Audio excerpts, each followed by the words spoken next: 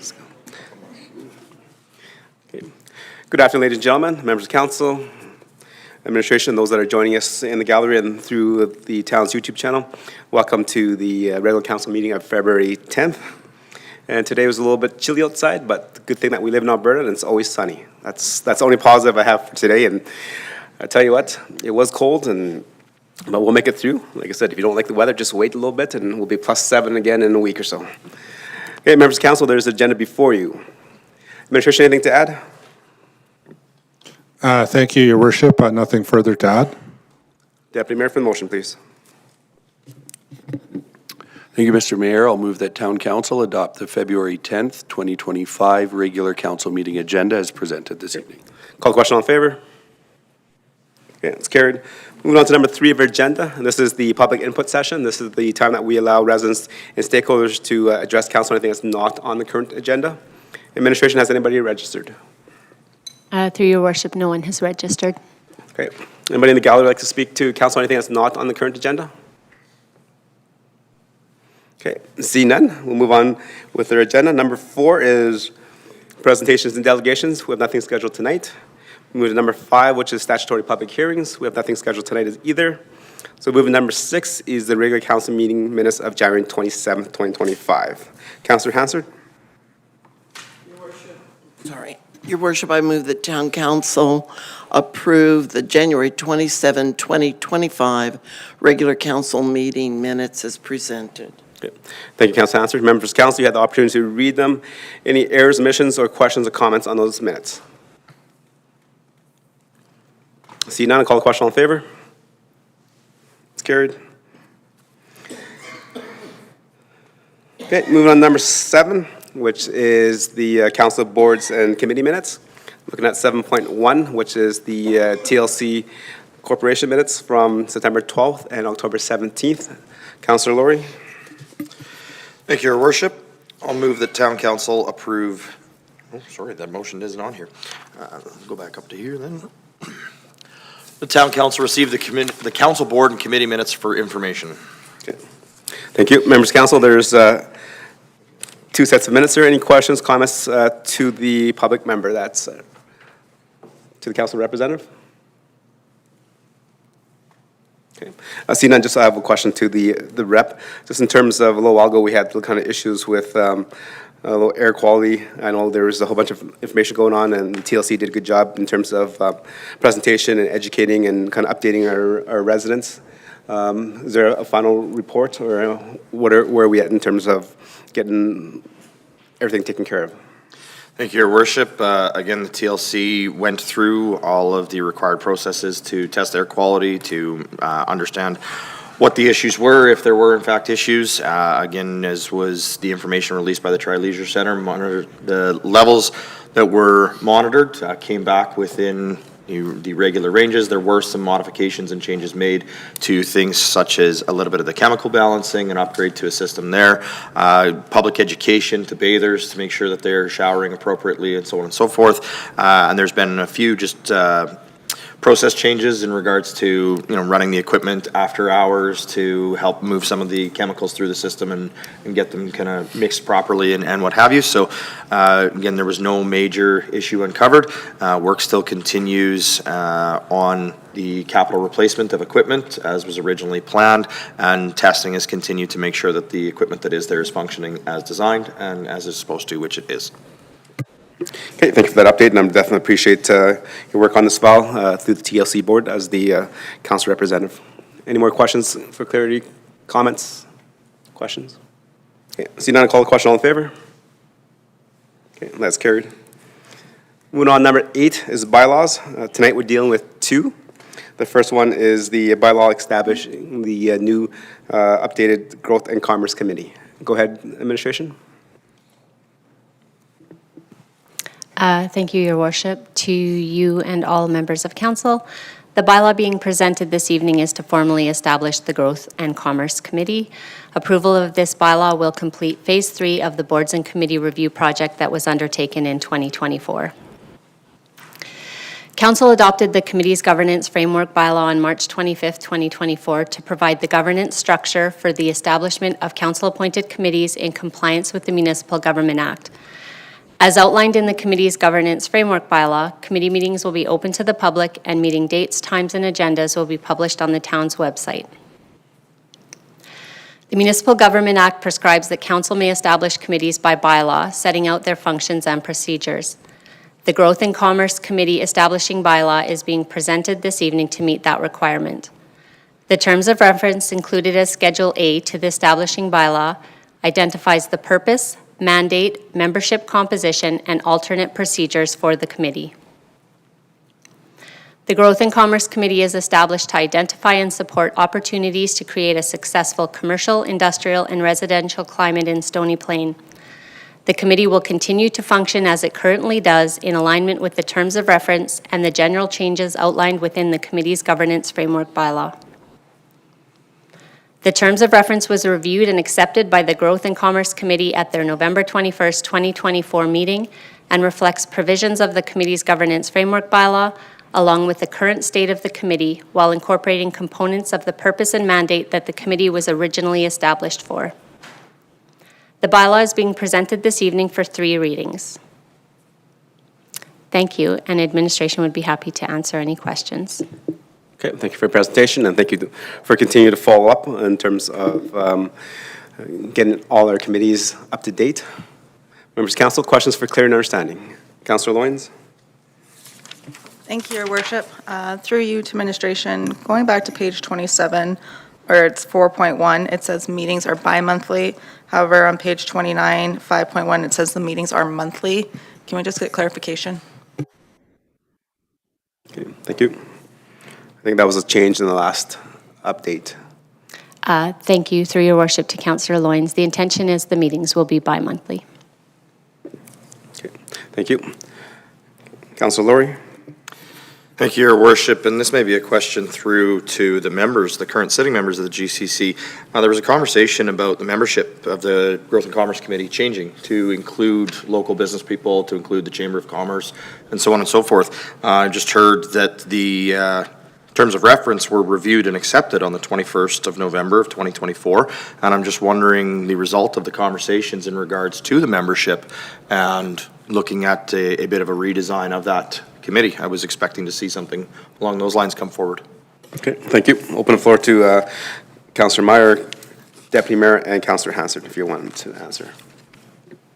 Councillor Meyer, go ahead. Thank you. If I recall the conversation, and fellow members, feel free to help clarify, but I believe the conversation was because it was a directed town administration. It was felt that that was a council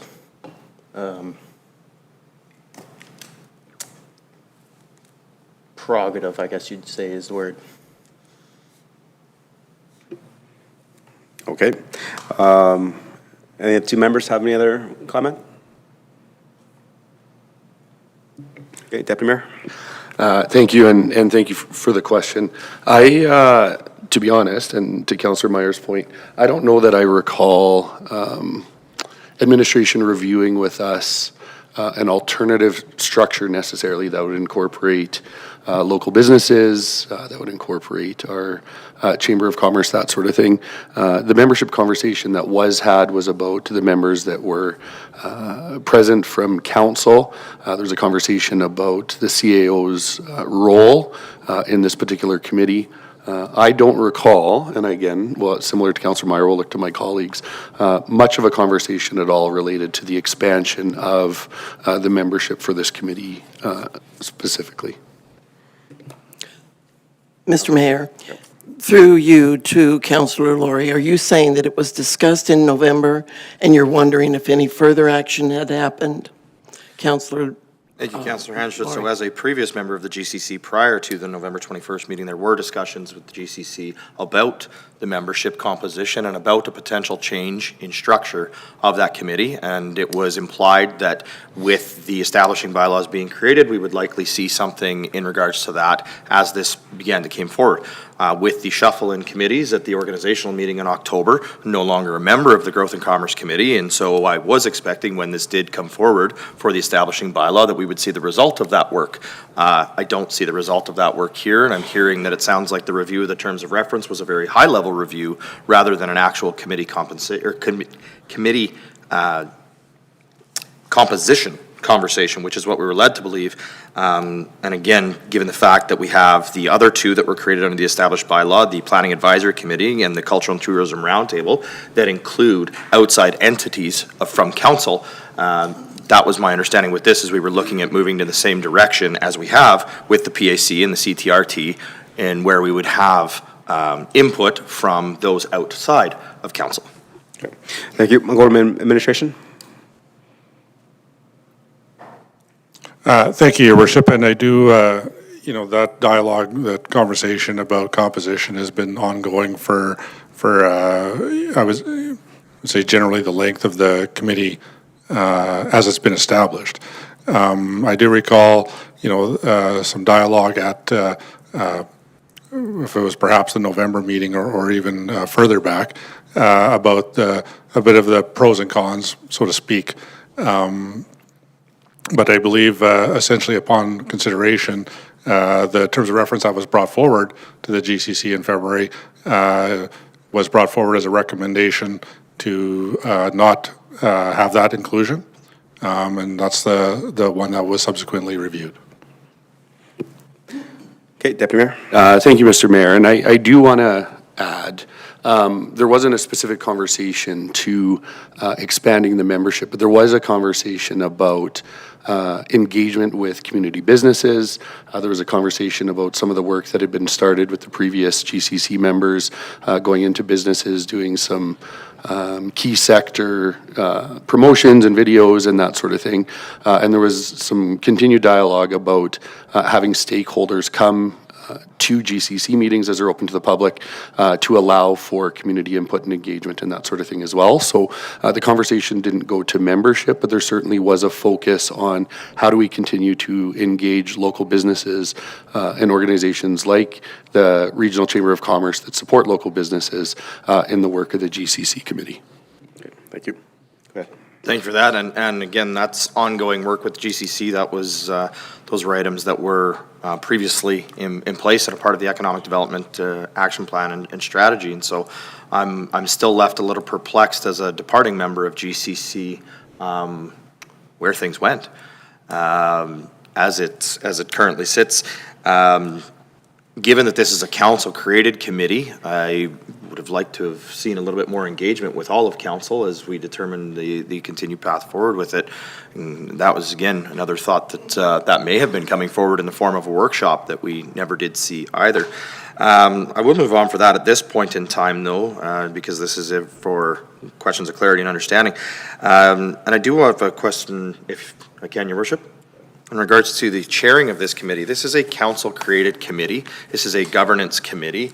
I'm just wondering why, again, this was another conversation that occurred with the GCC group. I'm just wondering why we're moving forward with the CAO as the chair. The CAO is a valued member, and I think the CAO definitely belongs at the table. But there'd be great value in a member of council receiving some experience as a chair by chairing this committee. And I'm not sure what benefit or advantage there would be to retaining a CAO as a chair rather than a member of council. Okay. Administration. Thank you, Your Worship. Appreciate the question. I think the clarity, if required there, is it's basically seen as two things, for one. First, foremost, ease of use and moving through the internal systems and making sure agendas and so on and so forth. That's one aspect of it. To continue the, I guess, ease of use is the way I would put it at this point in time. Secondly, Your Worship, for simplicity, 3 active members of council chairing a committee that's working directly with some of our staff. CAO is in the room and as the chair to ensure that the lines of operational and governance are not crossed. Okay. If I can follow up. Thank you, Your Worship. I'm just curious how that would be any different than a regular council meeting, a Growth and Commerce Committee meeting, or any of our other committees. We don't have those issues with any of the other committees and meetings that are chaired by a member of council that include administration and provide oversight and direction. Okay, administration? Your worship, certainly thanks again for the question on this one.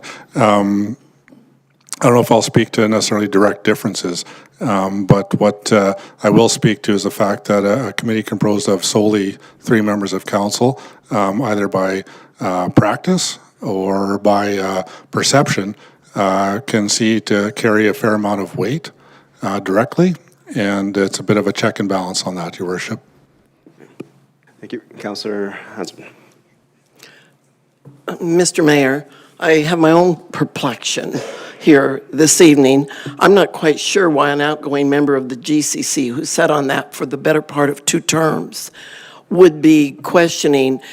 Certainly, we had discussions, but there was nothing in the meetings that indicated that we needed to move in a direction to have decisions made on this in order to come back and have this committee formally set up as a proper council-created committee.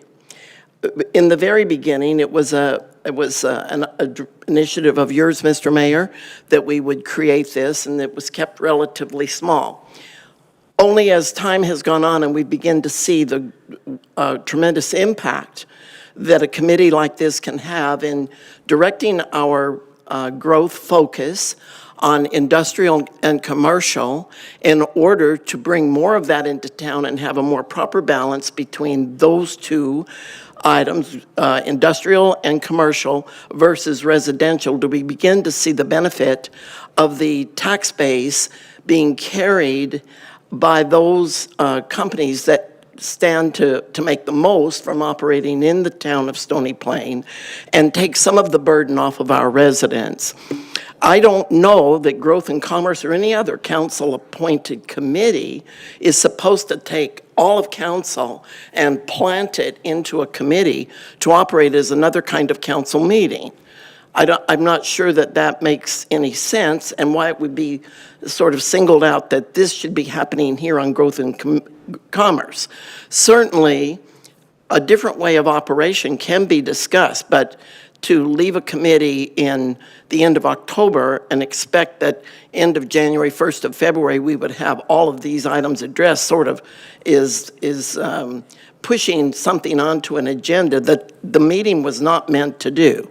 This purpose of bringing this before council has a definitive purpose to properly create this committee as a committee of council. That's it. We weren't going to define and redirect everything within that committee to meet individual conversations that may or may not have taken place in the committee. Okay. So this is questions of clarity and understanding to the presentation, so everything that's been submitted in terms of the agenda and then whatever is presented. The notion here is to ask questions of clarity, and I think that's what Councillor Lowry is asking about. There is no debate on anything. Like the previous committee bylaws that we came in, we kind of finalized the PAC, what is that? The Planning Advisory Commission, and also then the cultural tourism roundtable, and then social development. Yeah, whatever. There's community social development roundtable. So those are all vetted through their individual committees, and then those recommendations are brought back for council. And if we recall, we had a few conversations around that. There was a few motions to alter and change it. Some passed and some did not. I think this is the same time we are here. The terms of reference were vetted by the members of the Growth and Commerce Committee. There's a presentation made, and after the presentation is made, and then when I do accept the motion for first, second, and third reading, etc. At that time, the members of council have every liberty to make motions to change and add different things to it as we see fit, and then that time we'll debate the merits of it. Okay, any more questions for clarity and understanding? Councillor Plechko. No, you answered what I was going to call. I think there was a point of order in here that needed to be called out, and thank you for doing that.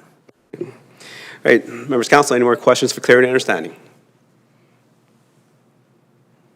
Okay. Good. So I have a couple questions for administration. In terms of that, we're adding one thing that was not on there before was the open to the public and then publishing the agendas and stuff. Are the Growth and Commerce Committee still going to meet in the Chicago room, or we're going to meet here in terms of? Thank you, through your worship, to all of council. As indicated in the terms of reference, the intent is that the Growth and Commerce Committee meetings will be held in council chambers. Okay. And then with that, then will those meetings also be then captured through YouTube or whatever streaming thing that we have if it's open to the public? Thank you for the question, your worship, through you to all of council. At this time, it is not our intention to live stream any of the advisory committee meetings, but they will all be, the agendas will be published on the website so individuals are aware of what is being discussed, and members of the public are welcome to attend and observe any of the meetings. Okay, thank you. And then I have another question in terms of presentations and delegations of stakeholders and business communities. Is that still a priority of the Growth and Commerce Committee to have presentations from, for example, members of the Chamber of Commerce or members of the Business Association or members of the City of Spruce Grove Center Business Association? Yeah, your worship, short answer there is yes, that would still be the intent to have various stakeholders, presentations, delegations. Okay. Okay. And then in terms of the establishing the bylaws for the Growth and Commerce Committee, I did not see anything about in terms of like closed session. So I'm wondering if it's open to the public, and then I think in the past, members of council have had to sign NDAs in terms of what was presented to us because of the stakeholder that was presenting. Will that also be a thing here where if there's a presentation in this room and there's presentation, there's members of the public, do all members of the public have to sign an NDA? Your worship, appreciate that question. I'll take an opportunity to expand a bit further, and perhaps our, excuse me, manager of legislative services may wish to comment a bit further on the specifics. But your worship, the requirement for closed session at this committee or any other committee, I would expect to be very low, for one thing. There might be the odd thing in any of the committees that would require some form of specific closed items, your worship. So, I mean, the intent, again, would be to limit or have minimal requirement for closed session dialogue. But if required, I would expect it to follow protocols similar to what council would be, I'd say, familiar with at a regular council meeting setting. Okay, thank you. Okay, that's all the questions I had for clear understanding. Members of council, any other questions for clear understanding? Deputy Mayor, go ahead. Thank you, Mr. Mayor, and I appreciate your question about presentations coming into GCC and sharing accordingly with the committee, but do also want to acknowledge in the couple of times that we've met, there's a strong intention of our staff and invitation for committee members to be out in the community actively engaging with different key sector businesses and that sort of thing. And so not only will we be engaging with businesses who are presenting to us during our sessions, but there's an ongoing program for us to engage with business owners and key stakeholders in the community with us going out to them, not always asking them to come into chambers. So. Okay, thank you. Hey, members of council, any more questions for clear understanding? Seeing none. Councilor Meyer for first reading, please. Yes, thank you. The town council give first reading to bylaw 2716/G/25, a bylaw to establish the Growth and Commerce Committee. Okay, thank you, Councilor Meyer. Members of council, we had the presentation. We've read the terms of reference and the update, and then this is, again, fully establishing this as a committee within the town of Stony Plain. I'll open the floor for questions, comments, and debate on the motion. Councilor Bletchko. Yeah, thank you, Worship. Following up on a comment that Councilor Laurie made regarding the CAO being the chair of this. I think at this time, we've had this conversation 100 times since I've been on council. I sat on the the Growth and Commerce Committee when I first got on, and we had that as well, where we felt that it would be advantageous for a council member to be the chair at that committee.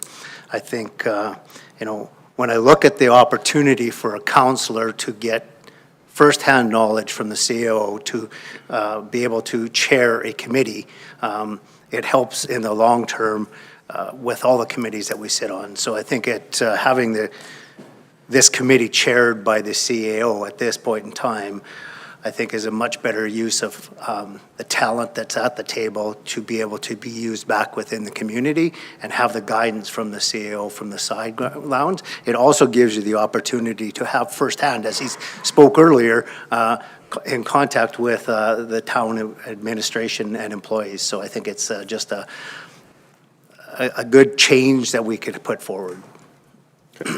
Okay, thank you for comment. Anything else? Nothing at this time. Okay. Members of Council? Councilor Laurie? Thank you, Your Worship. Again, I'm just going to reference back to the 2 points that I made, and Councillor Hansard brought up some points in the questions and comments, and Councillor Hansard was on the GCC during the same period that I was, and those conversations were held in GCC. They were not one-of conversations. They were held around the meeting table. And so I don't know where that implication came from. Again, as this moves forward, absolutely, we need to create the governing bylaw for it, the establishing bylaws we have for our other committees. But there were some things that were noted as that process was being moved forward that I don't see have been addressed. And I'm uncertain as to why those haven't been addressed. And it seems that with a changeover in GCC, that maybe some of those things may have fallen through the cracks and again, no fault to any one individual person, but there may be just a lack of a continuum there. And so those conversations didn't move forward the way they were. You yourself had stated, Your Worship, in regards to ensuring that other members of council had opportunities and experience, and there were many members of council who were very open about their desire to be on GCC because they hadn't had that opportunity. And it is absolutely fantastic for all members of council to get equal opportunities on the committees. But I think, again, the wisdom of those who had sat on that committee and some of the things that they noticed and some of the ways that that could be moved forward a little bit better. You did mention the establishing bylaws for the other committees that came forward came through with changes. Don't see changes on this one. And so I'm not in support of the way that it's coming forward this evening, even though I understand that the establishing bylaw needs to be created, and we do need to have that. We do need to move forward, but without some kind of assurance as to how that is going to, the terms of reference are then going to be reviewed, how that is going to be an engagement of all of council, since this is a council-created board and committee. It is created by 7 members of council, not the 3 that sit on GCC, and I do think that those who have sat in GCC should have that opportunity to provide that feedback as we move forward with that. Again, fully support, as Councillor Plechko did speak to, this is a governance committee.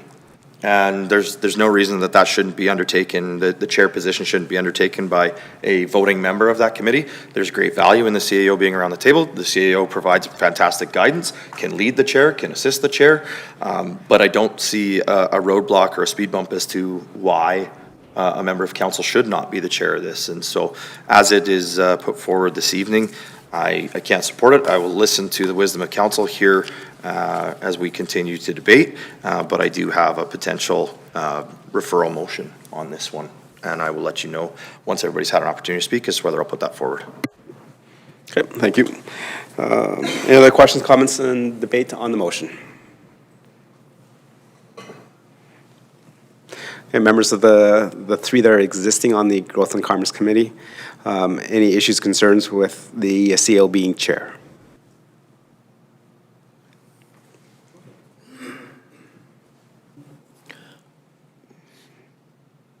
Mr. Mayor, thank you.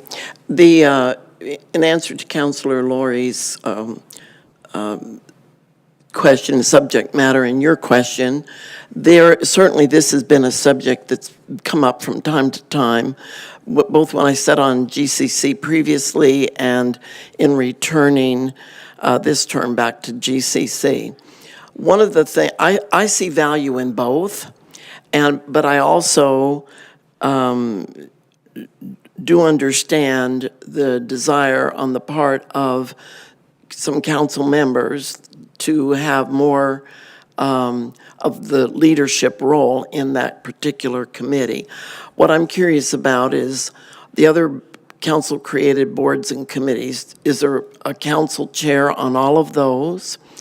That would be one question. Secondly, we get appointed to boards and committees, but they're not created by council. And I know we only have a select few that are actually created by council. The other thing that I wondered is if council chooses to make this change now, then that would put the committee back to an election, or is that something that is actually decided by yourself, your worship, or is it decided by all of council who would be the chair? And is that also consistent with how we do all of these boards and committees? I know we have a rotation basis on most things where council members take a leadership role. It used to be so with SDAB, MPC, et cetera. But I'm not sure how that operates in conjunction with the changes that were made to the Municipal Government Act. The other thing is, I think there's enough worthy in this particular motion to have us establish the Growth and Commerce Committee. Could we have clarification? Are we on a deadline to meet the Municipal Government Act for this? Or is there some time yet that if this is delayed from tonight's council meeting, that there would be time to have it come back and discussed at another time? There is no absolute need to have this passed today. If this does not pass, or if it doesn't even get voted on, gets referred, or if we make changes, then it just reverts back to what we currently have. Right? I think the issue was that in terms of us elevating ourselves as we continue to grow and mature as a municipality, we needed a bylaw, and then that was referenced earlier when we adopted it in March. First quarter of 2024, and then so that's why this has come back. Members of the committee have reviewed and talked about a few things in there, similar to the other boards and commissions that I've talked about. Those individual committees had talked about it. It was not all of council for that conversation. The only time it became all of council is when it actually came back for recommendation to council. And at that time, if council sees fit, for example, we heard an issue about maybe not having the CAO's chair. They want to maybe have a council member. We have the bylaw in front of you. If council member wants to change to go to page 27, says that item says where it says the CAO is chair, we can say a councillor is chair. You can make that as an amending motion. We can vote on it. If it passes, it doesn't, we move on. It's that simple. And I am not in favor of all of council discussing every committee, because we did not do that with subdivision appeal. We don't do cultural, community and social development. Those are dealt amongst their own committees themselves when they reviewed it, and then they brought back their recommendations to council. And yes, some of them did make changes, and some of them did not have huge changes. So it's not wrong of the committee or administration to bring this back. 100%. They reviewed it and said this is the best step forward that we believe as administration and the three members of the Growth and Commerce to recommend in this. So if members of council want to change it, then please make your motions now to amend it. If not, we'll be calling the vote on this. Councillor Lechko. Yeah, thank you, Your Worship. Question for administration, I guess, would be, as we move forward, we're obviously taking the next step, moving it out of the back room into the front room, where we have the ability to have all the people from the community come, and we're going to sit up front where members of the public are allowed to speak and stuff like that. So I see this really as the next step in, when I think about what we've done with governance and priorities committee meetings, we've moved the mayor off that stand and moved in the deputy mayor for the experience that it is. So I see that next move possibly, unless I hear different from council today, there might be a better way to do that. But I just see we're moving this to the next step. And I'm not sure why we haven't actually gone to having this recorded like we do council chamber meetings. If we're moving into council chambers, at what point in time does that become? Is that something that we're going to try over the next little while? Or is it something that we should be moving to if we're allowing the public to come anyway? And we're making it, the agenda available to them as well. So, there might be people out there during the day when the committee sits that will be able to watch that a lot better than they can council meetings at 5 o'clock in the evening. So just maybe if you could answer that, why we're not seeing that yet. Yeah, certainly, Your Worship, through to Councillor Palechko. I think the manager had indicated that at this point in time, it wasn't the intent. What I would add a little bit further to that, though, is that I would generally expect that within a few years, the majority, if not all, of the council-appointed committees, so not, I'm talking the PAC and this one and the ones that are being set up by bylaw, would expect that, within the next few years, they would all be live streamed in due course.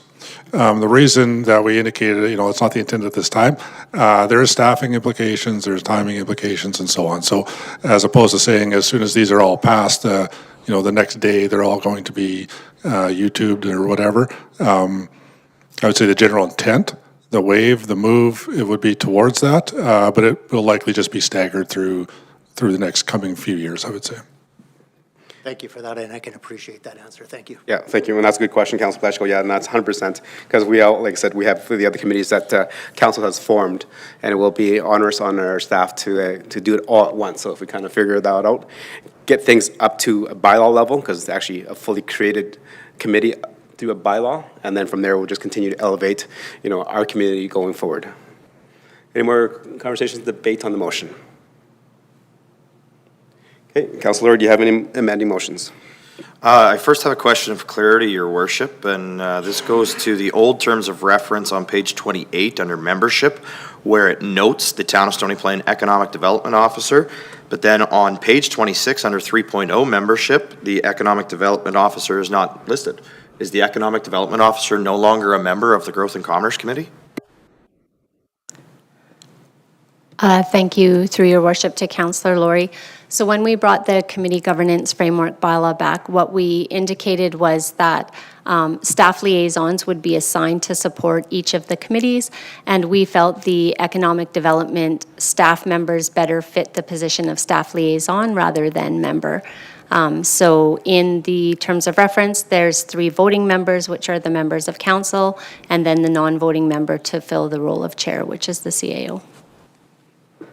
Thank you. And for clarity on that, then, is the CAO only listed as a member as they are intended to sit as the chair? If the CAO was not sitting as the chair, would they need to be included as a member? Go ahead. Through Your Worship, to Councillor Laurie, that is correct. Thank you, Your Worship. Yes, I do have an amending motion that I would like to put forward. And I would like to put forward that the terms of reference for the Growth and Commerce Committee be amended under 3.0 to remove the Chief Administrative Officer designated as a non-voting member. And then under 4.1 to change the chair from the Chief Administrative Officer to a member elected by, to a council member elected by the members of GCC. And then I will speak to it when that's ready to go. Thank you. So members of council, that is on page 26 and 27 of your agenda package. So 3.0 is the membership. 3.1, Councilor Laurie is making the amendment to remove item B, which is the Chief Administrative Officer or designate for as non-voting. And then also then under page 27, under 4.1, the meeting. So the C will be changed, that the chair will be a member of council. Well, I don't even need member of council, just member of the committee.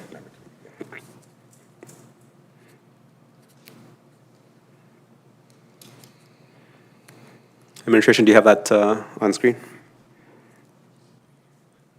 Your Worship, we will try to get it up on the screen, but maybe I'll just generally go with intent here. The intent is to have a sitting member of the GCC as chair, and there will be a couple subsequent changes. I can see them happening to my left here right now, but that's the general intent of what they're tracking. Right. Okay, so under 3.1B is removal of that bullet, and then also then on 4.1C. Okay, members of council, the floor is open for members of council for the conversation. Yep. Councillor Laurie, go for your opening statements. Thank you, Your Worship. This is an item that comes forward because, again, this is a governance committee. And similar to as we actually did with our governance and priority meetings, we had identified quite some time ago that there was a significant gap in councillors being able to retain and gain experience in the role of governance by sitting as the chair of meetings. We have several committees of council in which we are not actually able to because they're not committees created by council. We are appointed as members and representatives, so we don't get the opportunity to sit as chair there. We did identify through the deputy mayor position, and we made that change to the governance and priorities committee through the establishing bylaw to have a member of council as the chair rather than the mayor, again, to get that opportunity and to gain governance experience for the sitting members of council. The GCC being a council-appointed committee or a council-created committee is another opportunity for that experience to be gained. I have not heard in the discussions this evening and in previous discussions a reason why the CAO would need to be the chair of the Growth and Commerce Committee and to what detriment it would be if a member of council sat as that chair. It's not removing the CAO as a sitting member, or a person sitting around the table of GCC. It's not removing the CAO's ability to provide guidance, to provide information. It's simply an opportunity for a member of council, a member of the Growth and Commerce Committee, to get some experience running a meeting, to get some experience of working through an agenda, to get some experience as a chair. And frankly, I believe our public would expect that a council-created committee would have a council member sitting as the chair. And if this is a committee that we are creating, if this is a committee that our public is going to be observing, I think it is only right that an elected member be sitting as the chair for this committee. Okay. Thank you, Councillor Laurie. Members of council, debate and questions. Councillor Hansard?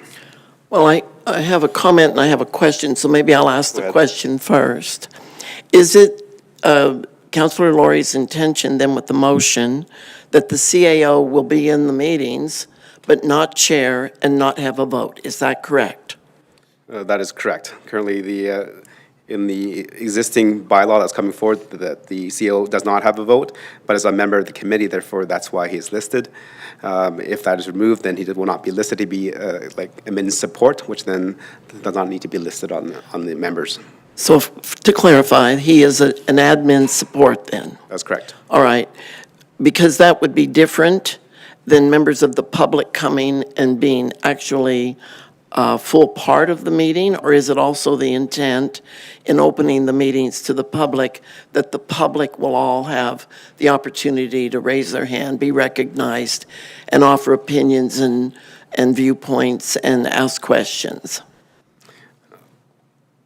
I don't think that is the Parties intent. in the room Your have a Worship, role to for play. clarity Just- being my motion, this motion has nothing to do with public members, public input, any of that. This is simply the chair of the committee, the person who manages the flow through the agenda, who would call to questions, and it does then make the chair the tie-breaking vote, which again is pretty standard process amongst. It has nothing to do with anything other than that. It is not removing the CAO in any way, shape, or form from the meeting or from the committee. It is simply the position of the chair as a member of council rather than the CAO. So there would or would not still be tie-breaking vote? Council, so there's 3 members of council that is on there that are voting members. So if one member is not present and there's only 2, then you can have a tie. And then a tie is the motion defeated. And everything, a tie is a defeated motion. Okay. Okay? And currently, we have the same thing as it sits right now as well. Okay. Deputy Mayor? Thank you, Mr. Mayor, and I've had the privilege to sit with the Growth and Commerce Committee for 2 meetings now, and so certainly it is a new committee for me to attend. When it comes to the discussion before, I certainly appreciate the motion to have a sitting council member as the chair here. One of the things that I go back to are the purposes and objectives of the committee being met under its current structure. And when I look at what the purpose is listed under our terms of reference, it's to expand knowledge of economic development, to attend target sector industry events, to engage in formalized business visitation processes, and so on. I would suggest that as the terms of references are before us, that we are able to meet the intended purposes of this committee. Further, if we go down, we can look at the objectives, and so how do we know the committee is going to achieve its purpose? We're looking at strategic discussion, strengthening networks, keeping administration informed, though I think that goes both ways with a committee like this, that council is able to share perspectives that we're hearing from within the municipality with administration, but we're also acting as a liaison back to all of council to provide updates and information going in both directions. And then finally, looking at informed advice. And so I would suggest that the objectives of the committee are currently being met as well. Now, without the history that some of my colleagues have, and certainly defer to the experience there, I would suggest that the Growth and Commerce Committee is meeting the objectives as outlined in the terms of reference, both previously and those that are here in front of us today. In his response, the CAO did allude or speak to the importance of the flow of information and how that information flows between economic development and then to the committee at large. And I would suggest that the CAO's office is probably best prepared and best situated to be someone who's able to manage that flow of information.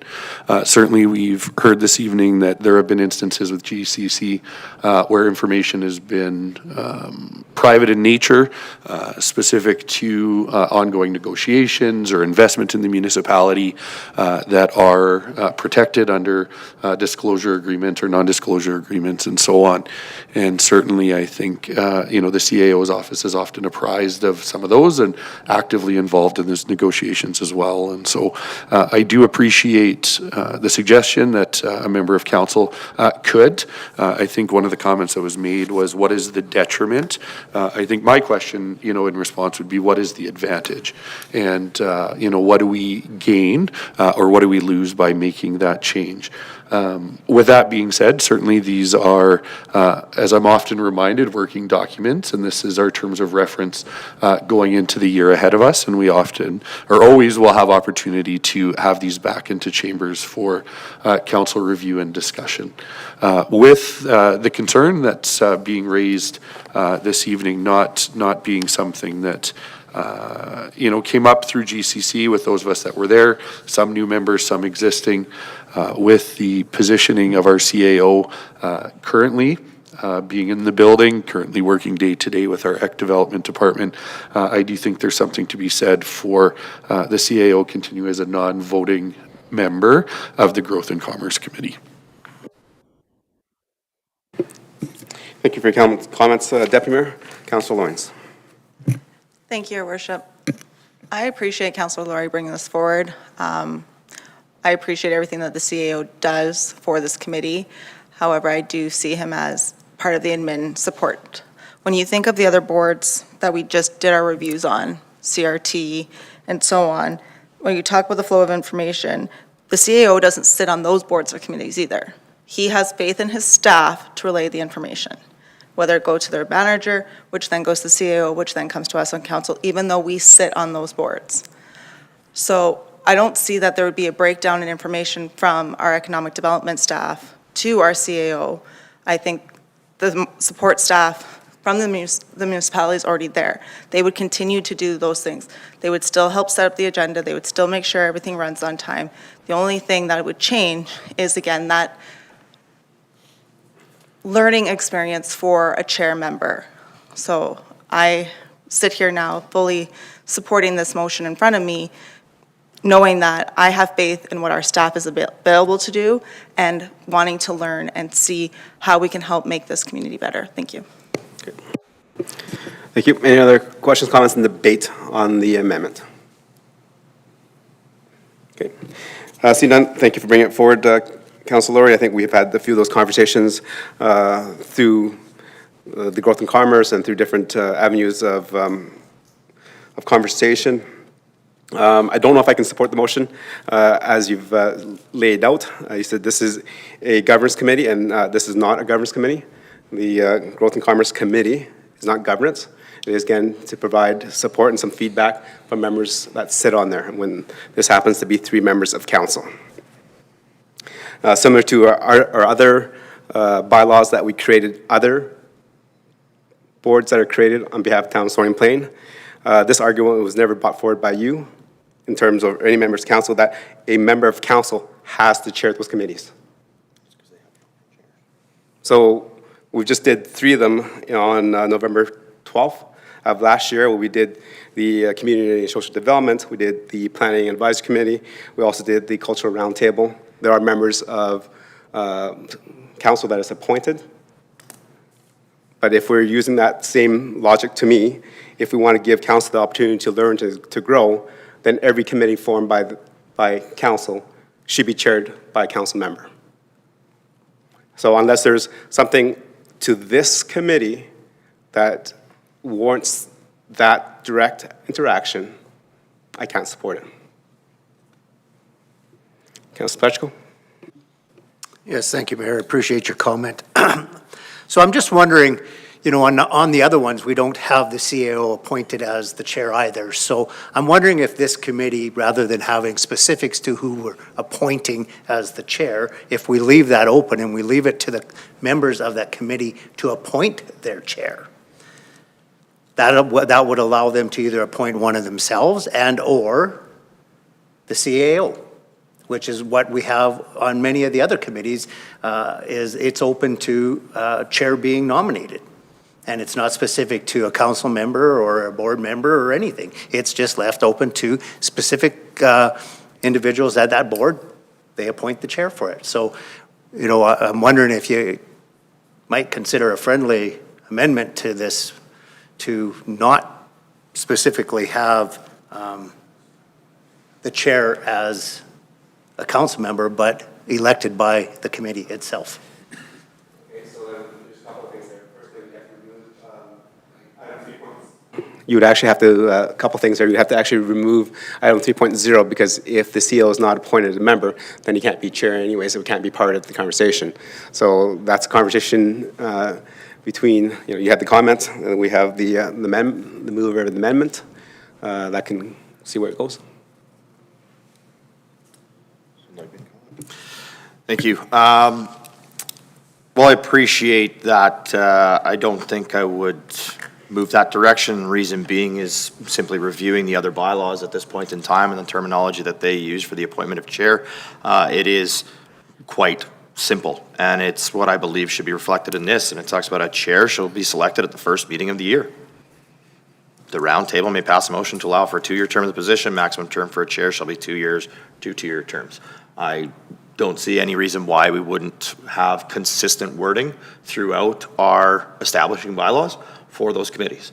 This committee just so happens to be comprised of simply council members, whereas the other committees that were referenced by His Worship have public members and members of other agencies, again, who typically come from boards and committees and who also are gaining experience because, whether it's the Pioneer Museum or anything like that, they are representing those, they are representing them on a board, and they have a board themselves, and so an opportunity for them to gain experience. I don't think it's back and forth between should a councillor sit or should a member from a community association board. This is simply, why do we have a member of administration sitting as a chair? And so I would look for consistency amongst our establishing bylaws, just to say that the chair shall be selected at the first meeting of the year. Okay. Thank you. So, we'll deal with this amendment first before we change the other ones. Okay, any more debate on the motion to amend? Would you please state, Mr. Mayor, would you please state what the amendment is that we're considering? And also, because it affects the actual original motion, please state what the original motion is, how it would read. Okay. if this were to I will pass. do that in a little bit here. Counselor, would you like to have any closing comments? There's no other hands are up. Yeah, thank you, Your Worship. Appreciate the opportunity to close. I'll go back, and I really appreciate Deputy Mayor's comments, because, again, they're great viewpoints on it, and again, I think he brings up a lot of great points, and I'd like to just take that opportunity to reflect on those as well. Again, the first was managing the flow of information, and, it would be no different than a council meeting, no different than a governance and priorities meeting. The flow of information could still flow in the exact same manner that it does today. There would be no change to that by changing who sits in that chair and who runs through that agenda. I don't believe this chair is being given any different powers in any way, shape, or form. There's no reference to that in my motion. There's no reference to that in the terms of reference. There's no reference to that in the establishing bylaw. It is simply an opportunity for somebody to run the meeting. So when it comes to the managing of the flow of information, I would see no change to that. 100%. The purposes of the committee are being met, the objectives of the committee are being met, and my question would be, does a councillor chair cause that not to be met? And when I review those, I don't see a risk factor of those not being met if it's a member of council chairing that committee versus the CAO. The purpose doesn't change, the objectives don't change, and the ability to achieve those does not change. In going through all this, in reviewing all this in the past, and as I've read through the information today, as we've discussed it, I've been continually looking for a detriment or a risk to having a member of council chair this committee. And I have seen none, and I have had none pointed out by any of my colleagues on council. And so again, I'm left wondering why this is something that should not be explored. I'm wondering why this is something that was written differently than our other establishing bylaws, other than just consistency from what it's always been. And unfortunately, sometimes that's just the easiest way to go. But when we're looking at an opportunity here to have the experience that has been mentioned many times, it's the exact same thing that we did with our governance and priorities meeting through the establishing bylaw that was created in that. I said, going back through those establishing bylaws, it's very clear in those there are the administrative supports and there are the members of the committee. Members of this committee are the members of council, the three who are appointed to it. Their role and responsibility is to report back to council. I think it would be a great opportunity if somebody who was appointed to that committee as chair, or maybe you take that opportunity in I think it would be 6 meetings in a year, to chair 2 meetings each, and then the chair is the person who completes the meeting report and sends that report back to council, which is, again, noted in the establishing bylaw that it is the responsibility of those council members, of those committee members, to report back to council.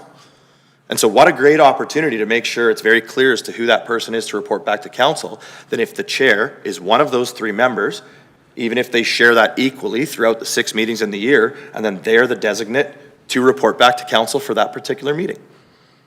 Again, I continue to look for a detriment or a risk, and I don't see one. I continue to look at the objectives, or the objections that are being brought forward today, and they're mitigated. They don't have a risk factor to them.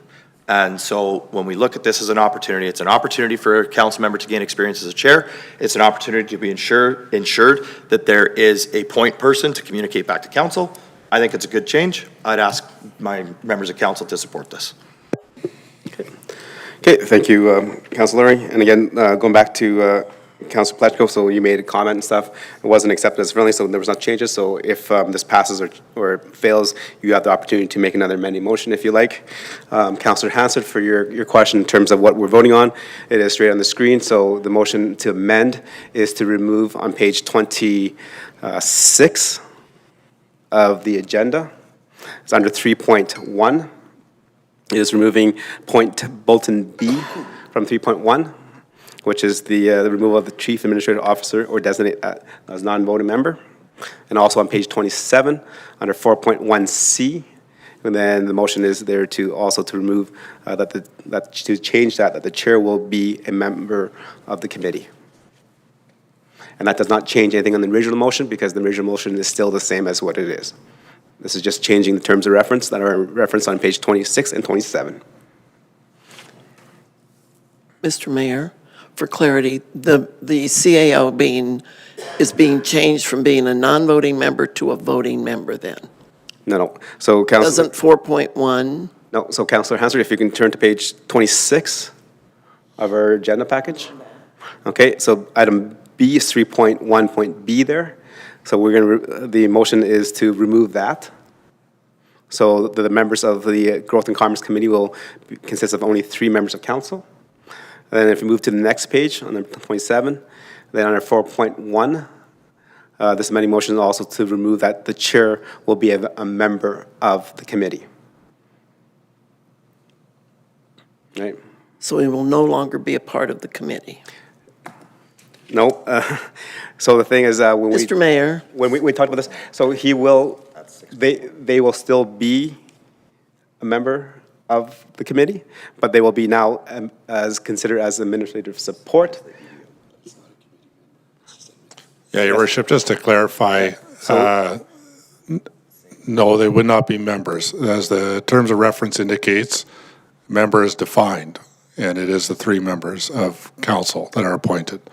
Administrative staff, whether that's the CAO or anybody else for that matter, would be support in the room, so to speak, for the meeting. Okay, so then if you go a little further on to 6.0, so then where it says the Economic Development Business Unit will provide administrative support, so we'll also add the CAO there as well. So point of clarity, Your Worship, and the intent in the motion, this is the same as the change that was made to the Economic Development Officer from the previous terms of reference to this terms of reference. The Economic Development Officer is not noted in this terms of reference as a member as they were in the previous, but they are still a part of the committee. Same with the CAO would be.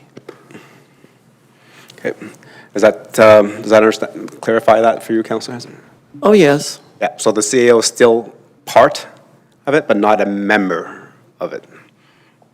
Okay, with that, call the question. All in favor of the amendment?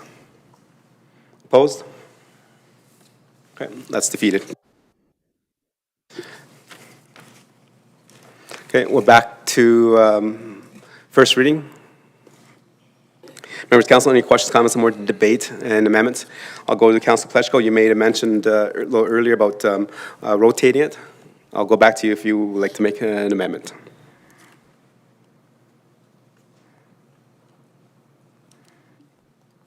No, I'll leave that for now, thanks. Okay, thank you. Any more questions for clarity and understanding? Councilor Loynes?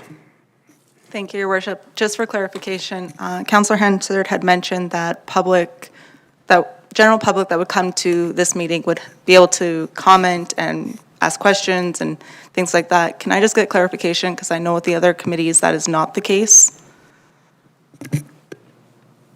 Thank you for the question, through your worship, to Councillor Loynes. So currently, we do not have any procedures that allow for public to participate in committee meetings. The committees may invite speakers to come and speak on a topic, but at this point, we haven't developed procedures related to public providing input at the committee meetings. They're just there to observe. Right, unless they're there for a presentation and deletion. In all sense, if there are members of the public and it is the privy of the chair to acknowledge and call on that member of the public if the chair deems it necessary, there's something more to add. So members of council, I have one question for administration. So in terms of the proposed terms of reference in the bylaw, usually we have a review date on this. So is this a 4-year review or a 5-year review?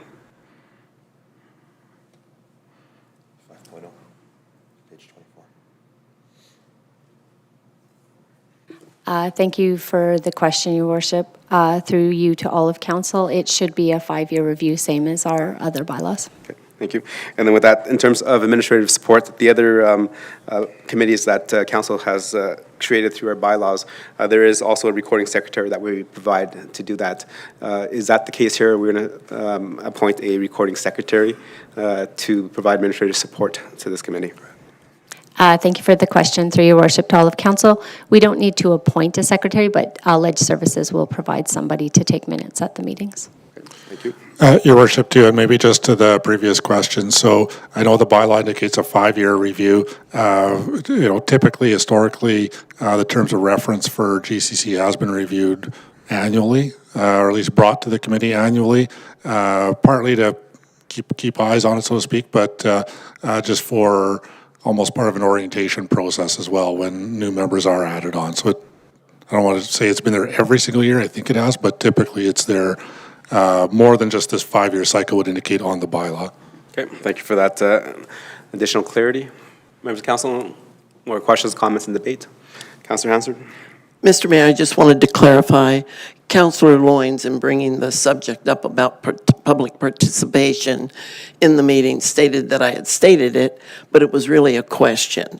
I had asked, would the public be able to participate, ask questions, and be actually involved in the meeting, rather than just observers was the intent. So I just wanted to clarify, I didn't state it as a fact, I was asking. Thank you for the clarification, Councillor Hansard. Deputy Mayor. Thank you, Mr. Mayor. Excuse me. I do have a question related to the 3 members of council. I believe it's in our council bylaws that the mayor sits as an ex officio member. In this case, if the mayor was to attend as a voting member, that would give this committee quorum. And so there would be 4 voting members there. And so I'm just wondering and looking for some context here from yourself or administration on whether that's something we can actually allow. Yep. So, Deputy Mayor, so as the mayor, I said I can sit on all the committees as ex officio, which does not give me the voting rights. Okay.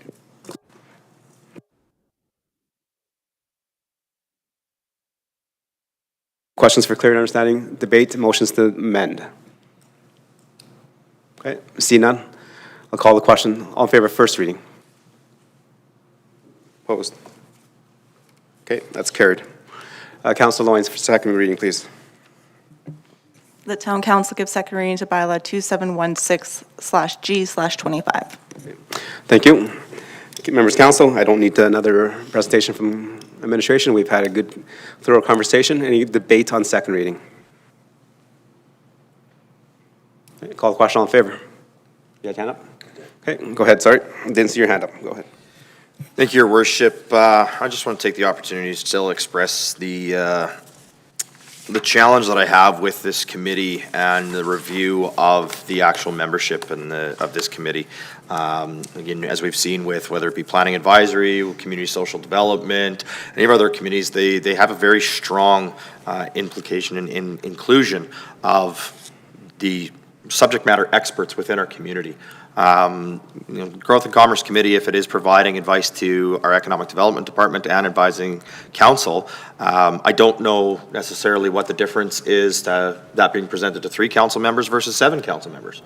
And without having the inclusion of any outside subject matter experts to council in that committee to provide some of that information and some of that wisdom that we talk about in some of the objectives, I'm not 100% sure that I agree with and can support this the way that it's put forward. Again, I was more than happy to allow this to continue forward for GCC to have those discussions, but I definitely do want to raise that again, as I believe there is a large miss here when we're talking about our council-created boards and committees and the purpose of those in advising council. It typically includes input from external stakeholders, which, yes, we do have them as part of presentations, which is great as long as they're actually showing up for presentations. Experience in the past, sometimes on GCC, is that we did not necessarily always have presentations and we didn't have presenters coming regularly. And so while the opportunity is there isn't really an assurance. Whereas if we did have members and members appointed, it's a little more likely that we would have subject matter experts there on a more regular basis. I'm going to strongly encourage the 3 council members who are on GCC to continue the discussion of compensation of this committee, but I will not support the establishing bylaw in terms of references that go forward today. Okay, thank you, Councillor. Any more questions, comments, and debate on the motion? Deputy Mayor? Thank you, Mr. Mayor, and thank you, Councillor Laurie, for bringing your comments. I would hesitate to suggest that presentations to the committee is the only engagement that this committee would have with our business community under the purpose, and we both spoke to this prior to calling the question on the first reading, but there is an expectation that the members of this committee are attending target sector industry events and conferences. That's 1.1B as well as 1.1C, talking about engaging in formalized business visitation processes and so on, which are often set up by our administrative staff and our economic development department. And so I think if we limited the committee to presentations, I certainly could agree that we would see a deficit there. But I think there's an intentional role of committee members to be actively engaged in the community and engaging with local business owners, not just our key sectors, but all those that do business in our community. Certainly our key sectors are an important target, but I think there is an active role here for the members on this committee this year and in years moving forward. Thank you, Deputy Mayor. Any more comments and debate on the motion for second reading? Councillor Hansard. Your Worship, I'm going to somewhat echo what Deputy Mayor Anderson just stated. One of the great values, I think, in the Growth and Commerce Committee, although not a presentation, is those business visitations. And everyone, I know that two council members who were on GCC were involved and often came, we often came, all of us, to the business visitations. Those are opportunities for the economic development team as well as GCC to meet with these people for a more personal touch, a genuine, tell us about your business, tell us what's going well, tell us some of your challenges, and what can council, what can Growth and Commerce do to help you and help make connections. And over again, I am left totally impressed after those meetings, what the businesses will open up, those business owners will open up and share with us, and the connections that can be made by our economic development team to connect. And one of our most recent visits, Mr. Mayor, was a company that not only has grown so fast, it almost couldn't catch itself, but is already doing a great deal of interconnectedness and bringing business to other businesses in the North Business Park, as well as getting goods and services from those other businesses that help them in their business. And it was a real eye-opener in the last visit that we had of this valuable connection. You wouldn't have that if you had a presenter coming to a Growth and Commerce meeting. We were given a tour of the facility. Things were explained, especially around goods and services that some of us would not normally even come in contact with, to help open our minds as to how the town of Stony Plain, through GCC and us reporting back to council and bringing up in future meetings, how we can help our business community more thoroughly. So there is indeed another way to engage that is not about someone coming into a meeting and giving a presentation. Thank you, Councillor Hansard. Councillor Pacheco. Yes, thank you, Your Worship. Just a bit of comment, I guess, in regards to what I'm hearing. Well, I don't disagree with anything that I've heard here tonight. What I disagree with is this is the opportunity for us to be able to create a committee that goes beyond. Stony Plain is about to embark on growth that we haven't seen in a long, long time. We know what's coming to this community, and we have the opportunity to create the economics by making this more diverse. And I think, in listening to Councillor Laurie and Councillor Hansard and Councillor Anderson, this evening, you all make good points, but we are, as I sit here and listen, I think we're missing the target and we're missing the opportunity to grow this committee. And that's the part I have a hard time, and I'm, You know, unless I really hear something different, I can't support this any further this evening either. I truly believe that we have the opportunity to bring business, and I've sat on that committee before. I've heard local businesses come and want to participate in it. We also have the ability with a growing chamber within our region to have that connection with them. And yes, I get that they can come and talk, but sitting at a committee is a whole different level. You're now engaged in what the community wants and the growth for our communities. So, you know, as we sit here this evening and we go into, you know, second reading and unanimous consent and third, I think we really need to consider what this committee is going to be and where it's going to go. And while I get that there's 3 members on there today, it's a committee that needs to be much larger than 3 people, and it's a committee that needs to be run by more than just the CAO of the town. So unless I hear something drastically different from people tonight, I would suggest that we look at this further and not pass this. Thank you. Councilor Loyens, please. Thank you, Your Worship. I share the same sentiments as Councillor Laurie and Councillor Palechko. I have all the faith in the world in our economic development team. We know it's important, hence why in corporate plan we added an additional employee there. But I do sit here and I think about subject matter experts.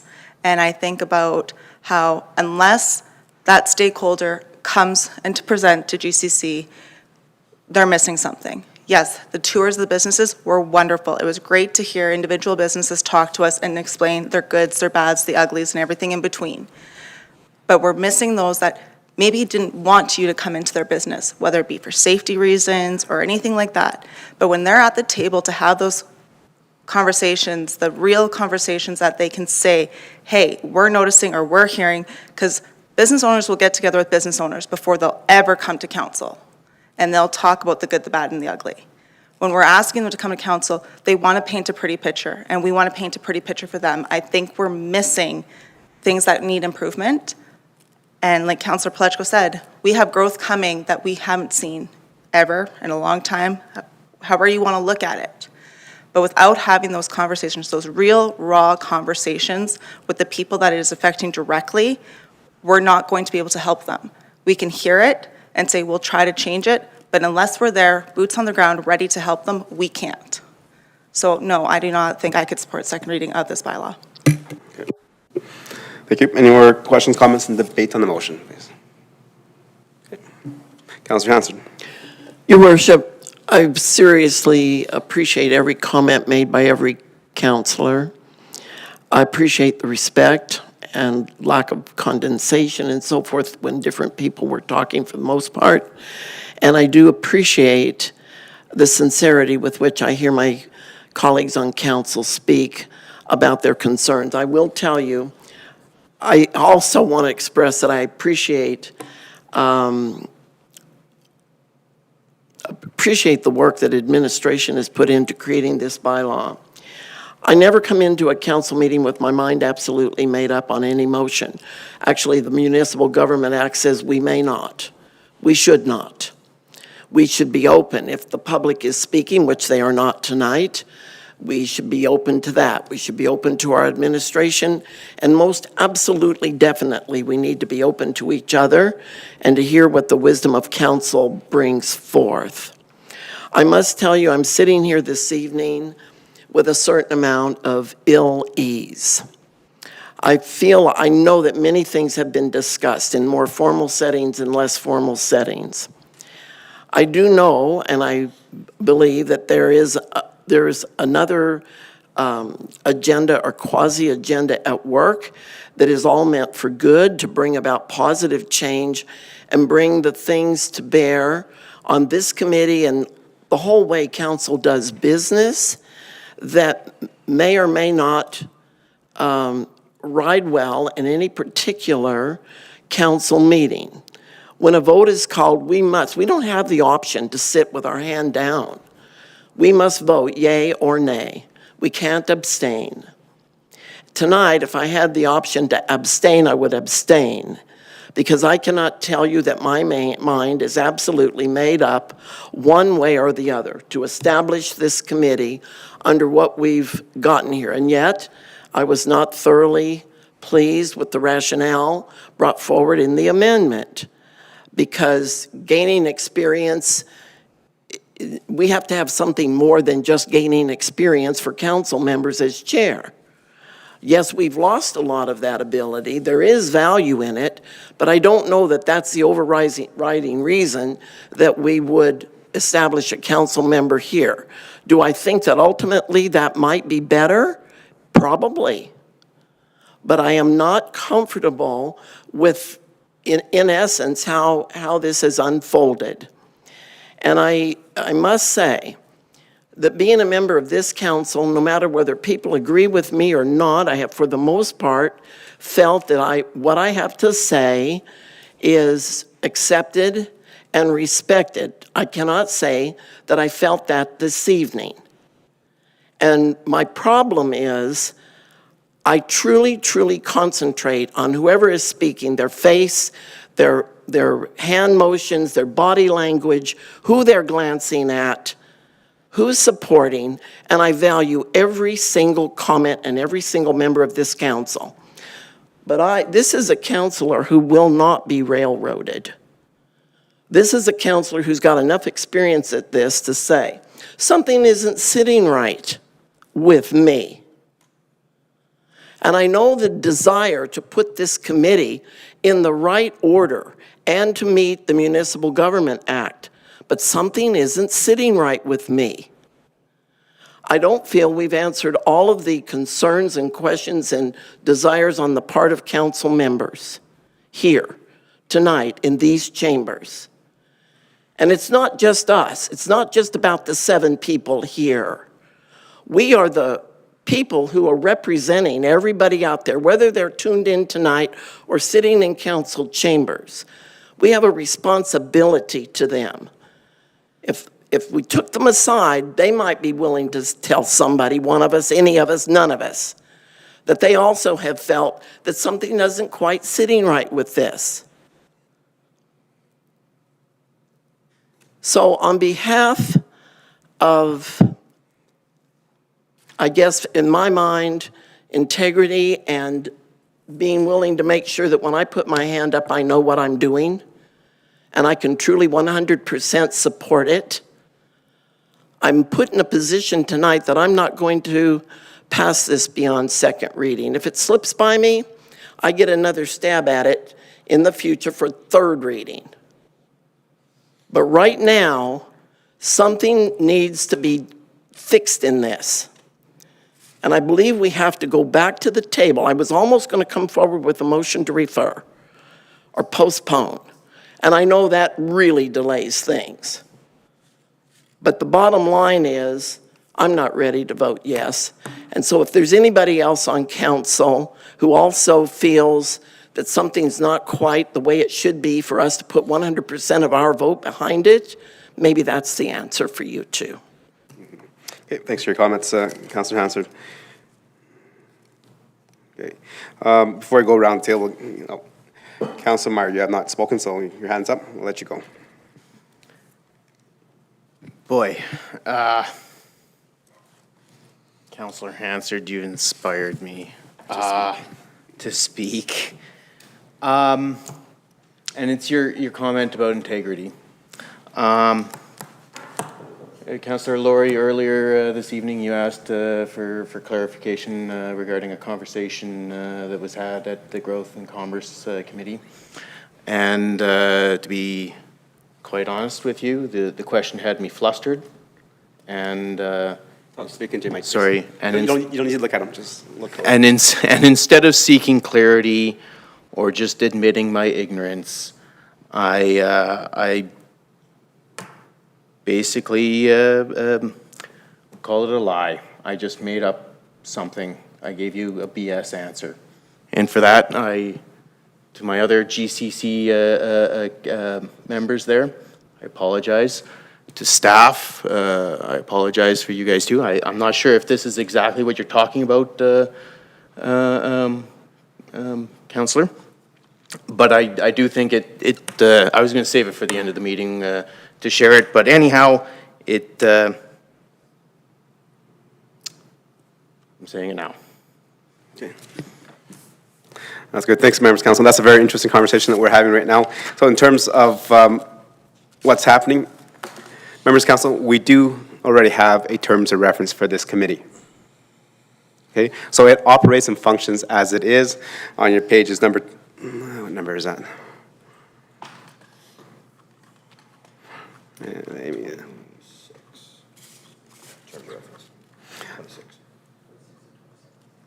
yes, so the old terms of reference are in place still right now. The reason why this is here is because we passed a bylaw back in March of last year, is to then fully establish all our committees in terms of a bylaw. That is why subdivision appeal came, that's why community social development came, that's why planning and advisory committee came, that's why culture and tourism roundtable came, and that's also why the governance and priorities came.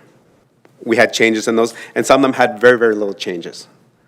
What I saw here when I read through it this weekend was that there was very little changes here. So is the members' council think that there was not enough changes here? Because we're still operating under the similar terms of reference. Thank you, Your Worship. Just a point of clarity on this, and I'm wondering if our legislative manager can enlighten us on this. The establishing bylaws are required under the Municipal Government Act, and this was something that was noticed that we did not have in these committees previously. And so I just want to create a very clear separation and make sure I understand correctly that we have two issues at play.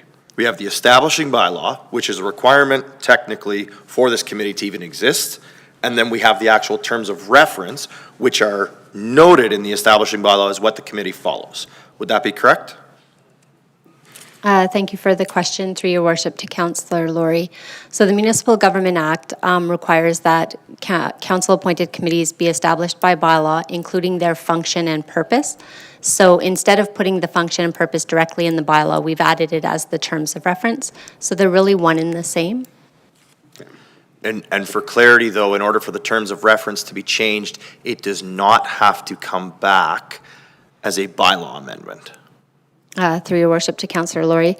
A bylaw can only be amended by another bylaw, and a schedule forms part of the bylaw. It cannot be changed without a bylaw coming forward. Yeah. Okay, thank you. Yeah, and I think that's what this is the reason why we're doing this, is to bring everything to elevate our game in the town of Stony Plain. We've done things for certain ways for many years, and I think Councillor Hanser mentioned it. When I took office in 2012, I created the Growth and Commerce Task Force, because I could not, as only member of council, to create a committee. So I created a task force where we gathered a few people together, and we started talking about the economic development in our community.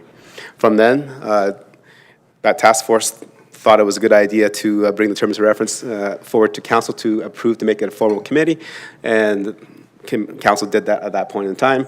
We've altered and changed the terms of reference a few times here and there, and now with us elevating our game again, that's why the bylaw is here, and if we need to change the terms of reference later on, that can get changed into in way of a bylaw amendment. The stuff that I've seen here is we had the presentation, we had an amendment to change a certain couple things. That was defeated 3-4. And then first reading was passed 5-2. Right? So I'm not too sure if conversation needs to be taken back to the Growth and Commerce Committee to review that. And if that review comes back and the same recommendation is put forward, are we going to spend another hour and a half debating the same thing again? So I want to be clear of what are we talking about here? Because from what I heard from all members of council is this is a good thing. We're setting something in bylaw. We believe that we're going to start going and do more things. And there's an opportunity to, as mentioned earlier by the members of the committee, that the terms of reference gets reviewed on a regular basis, maybe not every year, but every other 2 years before it comes back. If those things need to be changed, that can be brought back to council with changes. If we're worried about just because the motion that was, the amendment that was defeated was to remove the CEO as chair, if that's the only thing that's holding us up, why? Okay? Each one of you around this table has sat on that committee. 3 that are sitting currently, and 3 that sat in the past. So, and I have a split here because 3 don't think, I think the only thing that's holding this thing back is that they don't want the CEO to be chair.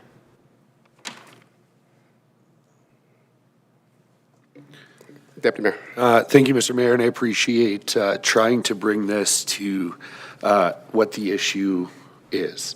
I'm going to ask a question of administration, and then I have a couple of comments. But in the bylaws written, we know we have them come back for regular review. This one is scheduled if it passes in its 5th year, being 2030. But there is a clause that says, or as deemed necessary. Can administration please clarify what the process would be if council deems it necessary to bring this back prior to the 5th year?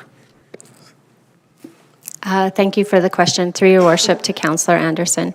So the town, like many municipalities, establish regular reviews of bylaws and policies to ensure we stay current, to make sure that we address any legislative changes, process changes. So our standard process is set at 5 years.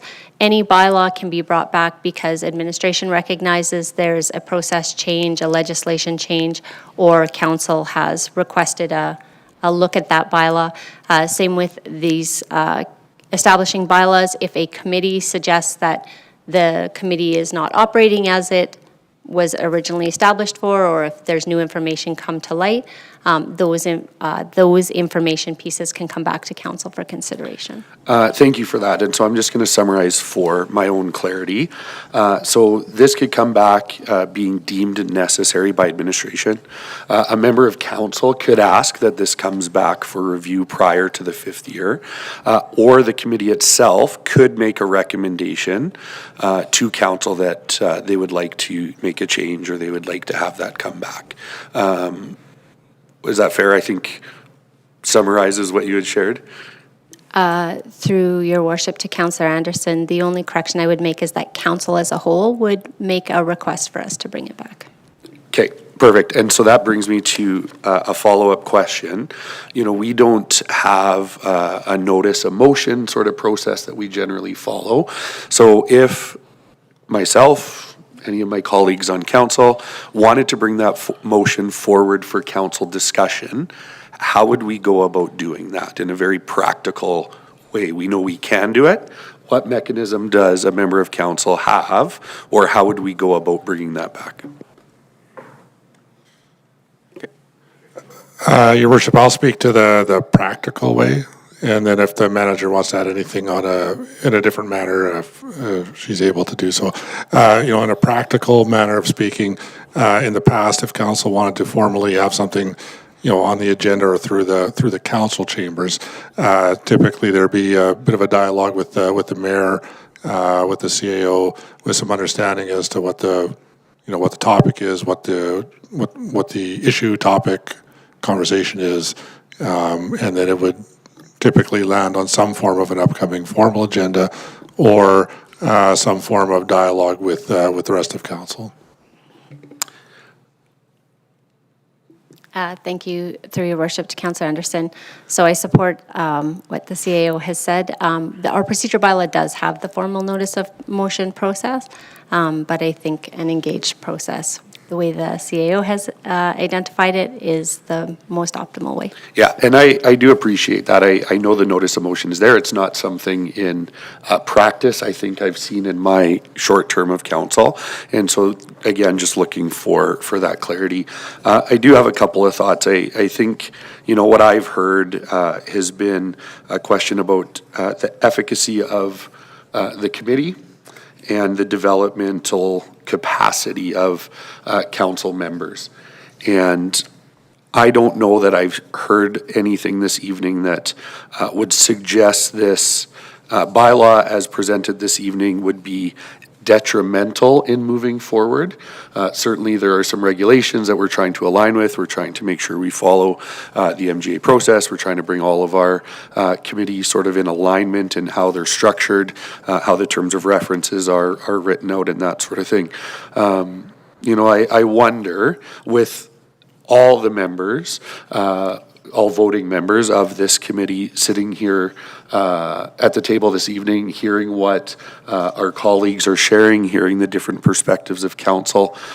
If there's a willingness on my colleagues' part to see this move forward this evening to ensure alignment exists, but with the understanding that the members of this committee would engage in a meaningful discussion at our next meeting or the next couple of meetings to have that conversation about what membership actually looks like.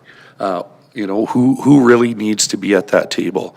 And certainly I think as a committee, we can have that conversation and bring a report back. So there's an accountability measure there to our colleagues on council through our reporting process that highlights what the conversations and perspectives were. And that would allow colleagues that aren't on that committee to provide some additional input for consideration and discussion.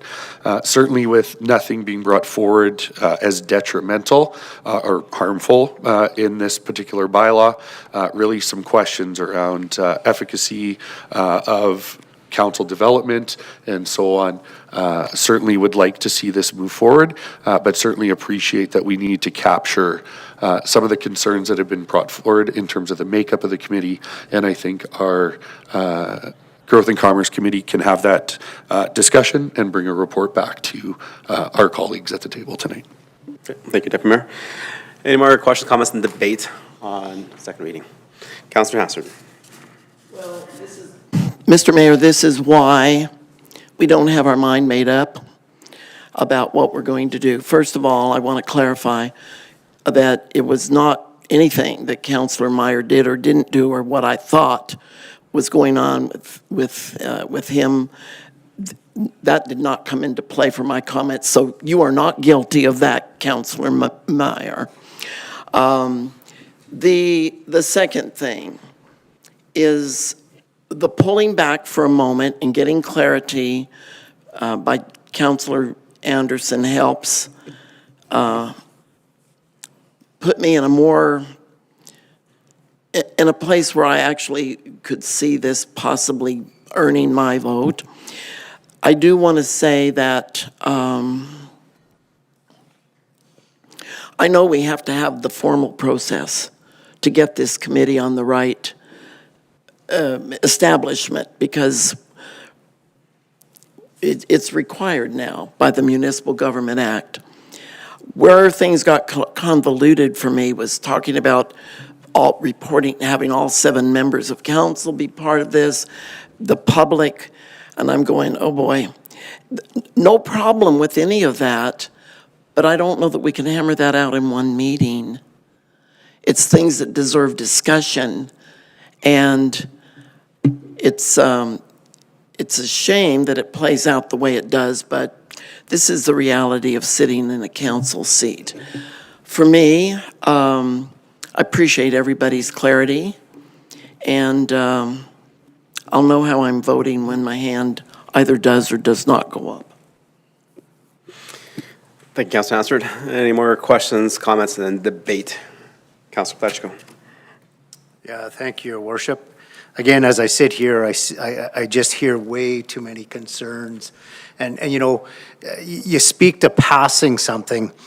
When I sit at this table, when I put up my hand, I've listened to everybody clearly.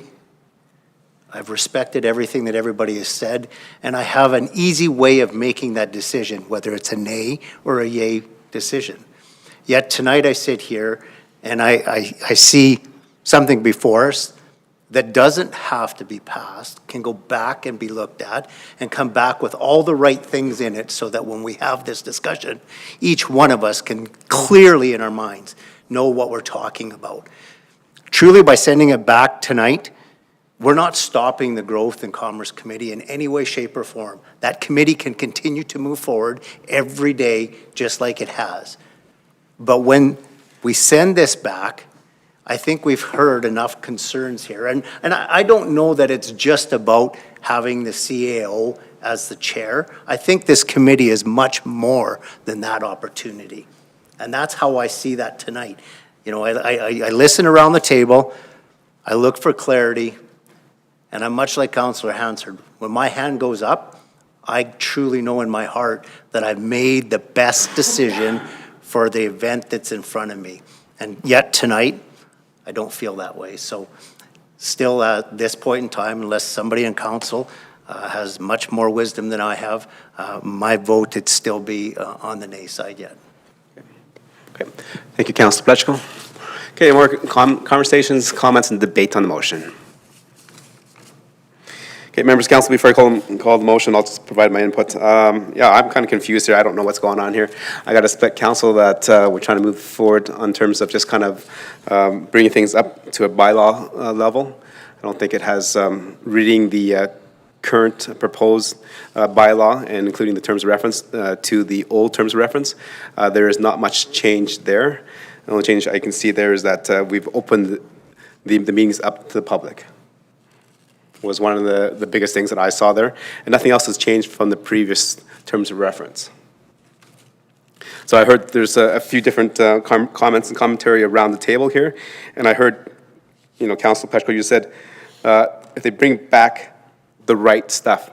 Well, you've been around this table for an hour and a half. What is the right stuff? Right? So we can definitely, you know, not pass this or just refer this back to administration. This will go back to the terms of reference to the Growth and Commerce Committee, which currently sits Councillor Hansard, Deputy Mayor, and Councillor Meyer. You know, those two just, Councillor Meyer and Councillor Anderson was just appointed there in October. Thank you, Councillor and Councillor Loyens for their service last couple of years, and thank you for their first couple of years service there in the first term. So if the terms of reference go back to the committee, and the committee brings back the same recommendations based on what they talked about, are we going to have the same show conversation again? Because it's not exactly what you want. It's not exactly what you want. Not exactly what you want. Not exactly what I want. So we got 7 different opinions. So going forward, do we want to send this back to the committee to review?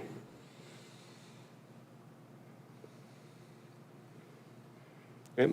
Then if not, we're just going to call the votes and we'll let it be. If it passes, we move on. If not, we revert back to the old terms of reference, and then again, then the committee will review it and bring it back, because that's what we're doing. Want to speak before I call? Thank you, Your Worship. I think what I've heard, and I've heard from current sitting members, and I appreciate Deputy Mayor Anderson's last points, is that there is a desire to review the membership. There is a desire to review the terms of reference. So I'm a little concerned about reverting back to it. You know, I think part of it too is, as mentioned in there is a requirement of the committee members to report back to council. And I've been looking and I cannot find the committee reports from the last several meetings where this was supposed to be discussed. And that is unfortunate, because that may have provided some of that additional context to the members of council to ensure that it had been discussed and that the points were brought forward, and maybe would have given us opportunities to ask those questions prior to this coming forward.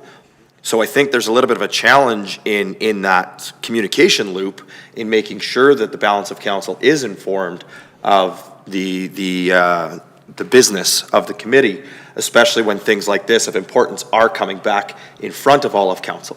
I think we've seen very clearly tonight that there are some questions that don't yet have answers.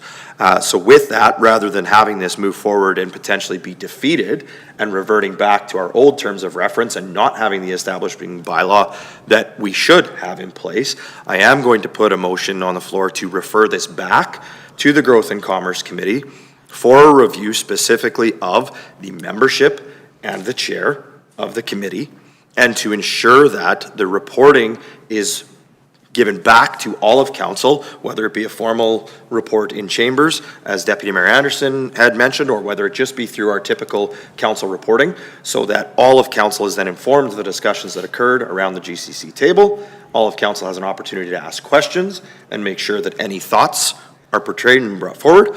And then that way, when this does come back forward, I'm hoping that all of council should have all of the information they need to move it forward in an expeditious fashion. So I would like that motion to refer to be on the table.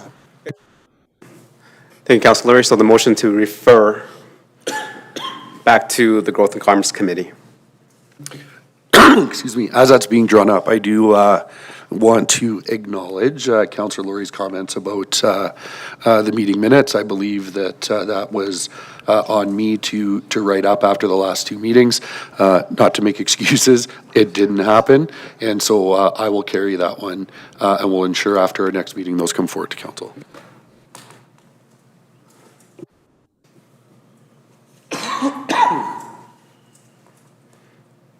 Okay.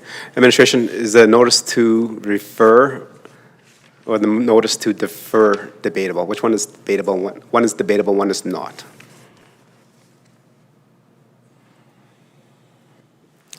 Thank you. Through your worship to council, the motion to refer is debatable. So this is the motion to refer. Okay. So members of council, so there is a motion to refer, and it's just been acknowledged that it is debatable, so I don't have to call the question right now. So does anybody want to make, does anybody else want to make questions and comments and debate on motion to refer? Deputy Mayor, go ahead. Thank you, Mr. Mayor. I appreciate the motion to refer. I think the intent in the motion captures what I had shared in terms of what I thought our committee would be willing to do. My only issue is that it leaves this on the table moving forward, and I think there's a way that both tasks can be accomplished.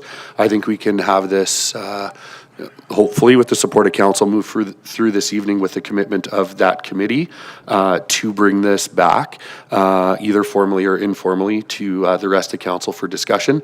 And so I think that in terms of the motion to refer, I would rather us see this move forward and just have an understanding with council that the committee members will do the work that's being asked, and we'll bring that back. Okay, I'll go around the table. Any else debate stuff? Questions, comments? Do you have one? Okay, well, you can't like, just raise your hand. Thank you. Now I can see your hand. Councillor Loynes. I'm thinking you're pointing. So I'm like looking like you're just like. Thank you, Your Worship. I appreciate you calling on me. I appreciate Councillor Laurie bringing this forward. I think this is a great way that we get that feedback. As you had mentioned, Your Worship, we've been sitting here for over an hour and a half discussing this, and your concerns about us rediscussing it for another hour and a half if it comes back. I think by giving this back to that committee and getting the report and not necessarily knowing every in and out of their conversation, but that report back will then let us know why the decision to either make changes or not make changes would allow us to move forward. So I appreciate this. Okay, thank you. Councillor Hansard. Thank you, Your Worship. Well, I think it was brave of Councillor Deputy Mayor Anderson to step up and say, I think I was supposed to write those reports. We actually never had a discussion, I don't believe, between the three of us. But Councillor Anderson got sick. He's been sick for about 6 weeks. My husband had his fall. My life turned into a whirlwind. And I know that Councillor Laurie will appreciate that when family illness or crisis strikes, you don't always get the business done. So I'm going to take it upon myself to do the reports that are missing. My life has settled out a little bit. Councillor Anderson, you are relieved of that, or Deputy Mayor Anderson, so because he's still trying to get well, and we can take that burden off of each other. What I should have done was think, maybe at 2 o'clock in the morning when my life was quiet, to do one and just say, hey, I've done this. So we'll take care of that. Between the three of us, we're smart enough to get that done. However, those reports don't go, as you know, they're very brief, and they don't go into ultimate detail. So I'll just leave it at that. Thank you. Councillor Fletcher. I held my hand up high enough so you could see it, Councillor Loynes, just for future. I wasn't pointing, just so you know. While I appreciate everything tonight again, it says a lot for our council members when something has gone awry. But it's clear tonight how important all of that stuff is for each one of us when it comes to something on this. And I know we all run into issues where there's family members or something that's gone awry. Maybe at that point in time, if we have conversation with somebody else, we might be able to pass that on to somebody to get that so that it doesn't hold up a bit of a process. And, you know, while I appreciate everything that you've said this evening, Deputy Mayor Anderson, I believe the best way to move this forward is with the motion that's on the floor. And I think it's a very good motion. It gets us back in the chair of where we need to be, and it gets council talking about what the next steps are. And it'll achieve your goal. It does not get rid of what needs to happen with this committee or the terms of reference. It delays it a short bit. So my question for administration is, by referring this, what would be the next steps that we will expect to see this back in the chambers? Thank you, Your Worship, through to Councillor Pletchko. So I would expect, maybe the next, if council sees fit to refer this to the committee, the next committee meeting, which I don't know the exact date of, I believe it's probably not March, but maybe in April. I think we just had one. Not sure. But it would be within the next 6 to 8 weeks for sure. I would expect that one, there would be an item tabled with the committee with some background and perspective and rationale. And the committee would discuss, debate, so to speak, and then as frankly, like tonight, there would be a reference back to council with a recommended motion. Okay. Appreciate that. Thank you very much. Okay, thank you. Any more questions, comments? Councillor Lori? Thank you, Your Worship, and I just want to acknowledge Deputy Mayor Anderson's comments, and I did try and find a workaround on this earlier by asking if the establishing bylaw and the terms of reference could be separated. Unfortunately, it was noted by our ledge services that the terms of reference, because they are tied as a schedule, it would require another bylaw change to come back. And so rather than going through the whole bylaw process tonight and then having to potentially go through the whole bylaw process again if there was any changes to be made, that's where I ended up coming to the referring motion. I think it's the cleanest way to do it. I think it just gives the opportunity to review all that information. And again, in that reporting back, absolutely, completely understand that sometimes it gets challenging, whether it gets juggled between members when you have multiple attending the meeting, or whether somebody thinks somebody's doing it, or again, we all run into those issues. And that, I think, went back to kind of one of my points in regards to the chair, and the chair could be responsible for the meeting report back to council. So maybe a good opportunity is to bring that discussion forward in the meeting should this pass. Thank you for comments. Any other questions, comments, and debate on the motion to refer? Okay. No, I will support the motion to refer. This is a good conversation to have, and definitely, and I think, to be clear, the motion to refer the terms of reference in the bylaw does not go to all members of council. It goes back to the governance from the governance, no, where is it? There it is, the Growth and Commerce Committee. So I appreciate that. We'll be a little more updated on that conversation after the next meeting. And in terms of scheduling, so I think there's to mention that the next GCC meeting in about 6 to 8 weeks, so mid to early April. It's actually March 19th. So March 19th? Okay. March 19th. Okay, so then I'm walking through this in my head. So March 19th, the committee will have that conversation about what is deferred is the composition of the committee, and then also the selection of the chair. Okay. Is that good to the members? That's what was deferred? Okay. With that, I'll call the question. All in favor? Opposed? Thank you, and that is carried. All right, looking at time, let's take a recess, and we'll be back here at 7 o'clock, please.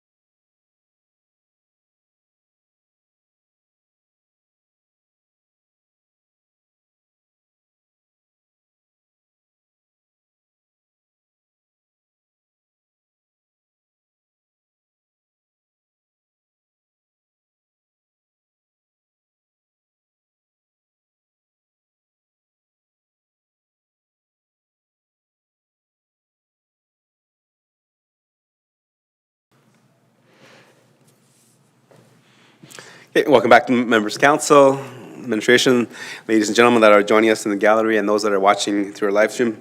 Moving back with our agenda, moving to 8.2, and this is the bylaw to create a policing committee. Administration, go ahead.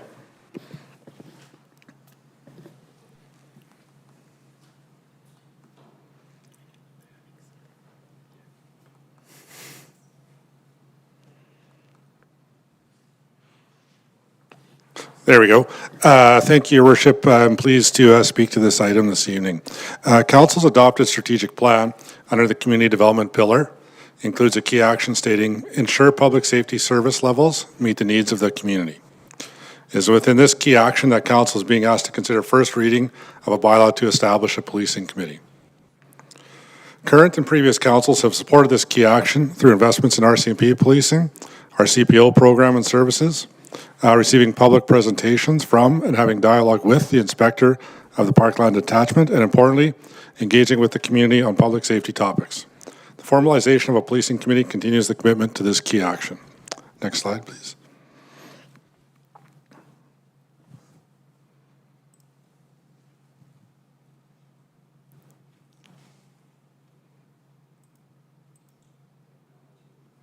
There we go. As noted in the RFD provided for council, provincial direction through the Police Act mandates the creation of these committees. As an RCMP community, over 15,000, Stony Plain falls into the category of having our own policing committee. The Act and regulation has certain requirements. Your Worship, and through to the rest of the council, the bylaw before you is aligned with what is prescribed by the Government of Alberta. Next slide.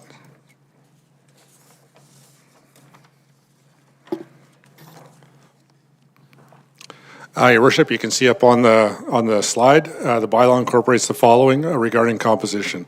It includes the range of how many committee members comprise the committee. It outlines the terms of office for committee members. It indicates restriction through the regulation of the eligibility for the position of chair and the process to choose the chair. Specifically, if council was to see fit to appoint the mayor to the committee, it indicates that the mayor cannot serve as the chair of the policing committee. And it provides a bit of a distinction between voting and non-voting members. In this instance, the inspector or officer in charge of the detachment, as well as our current or future general manager of community and protective services and or designates are there as non-voting members. Next slide. Your Worship, this slide goes into a little bit of detail, just reflects what is currently proposed in the bylaw. The regs in the bylaw itself outlines the composition related to council members and public members. It shows the differences in numbers for those two, I'll say, distinctions. The bylaw also provides for the inspector, as I mentioned, and the general manager of CAPS as non-voting members. Also included in the bylaw is the requirement for the committee to report to council at minimum once per year. Next slide.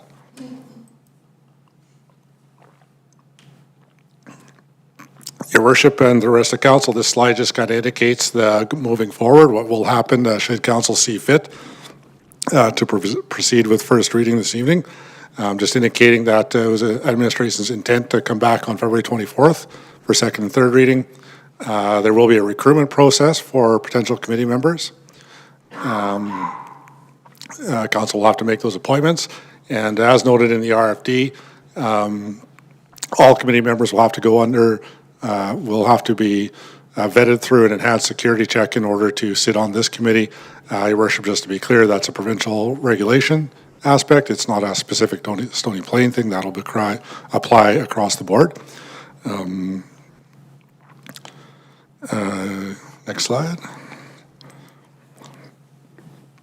So, Your Worship, before we get into any questions, just public safety has been a fundamental and ongoing priority of councils in Stony Plain. The bylaw and the resulting committee will provide support to this priority. The bylaw itself simply creates a governing framework through which the committee will seek to fulfill its mandate. Specifically, the mandate is to act in an advisory capacity to the inspector and council as representatives of the community. Further, the mandate includes acting as ambassadors for policing services within the community. When functioning, the committee itself will consider the manner in which they seek to fulfill that mandate. Council, as duly elected officials, retain the duty and responsibility to guide and provide oversight to the delivery of public safety services within the town. This committee is being created to support council in that goal. Your Worship, I would be pleased to take any questions council may have and to provide further perspective on the bylaw and its content. Thank you. Thank you for the presentation, and thank you for bringing this forward, as this is something that we need to do to be in line with the Municipal Government Act. Members of Council, questions for clarity and understanding? Councilor Pletchko, please. Yes, thank you, Your Worship. I raise my hand and I appreciate the acknowledgement. Just for clarity, I'm on page 49, proposed committee structure.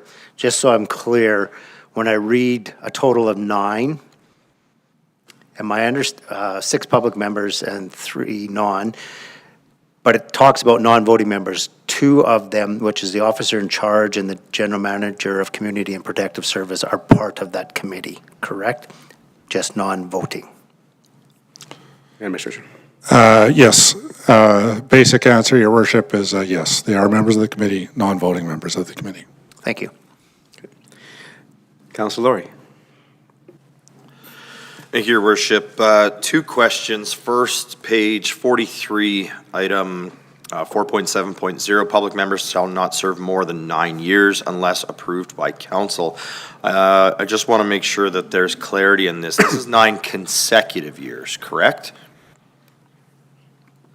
Or are we talking 9 years lifetime? Your Worship, through to Councillor Laurie,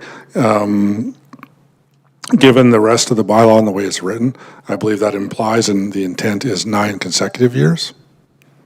Okay, thank you. Just, if this passes first reading, which I presume it will, but never know until the hands go up, just maybe consideration for clarifying language when it gets brought back before.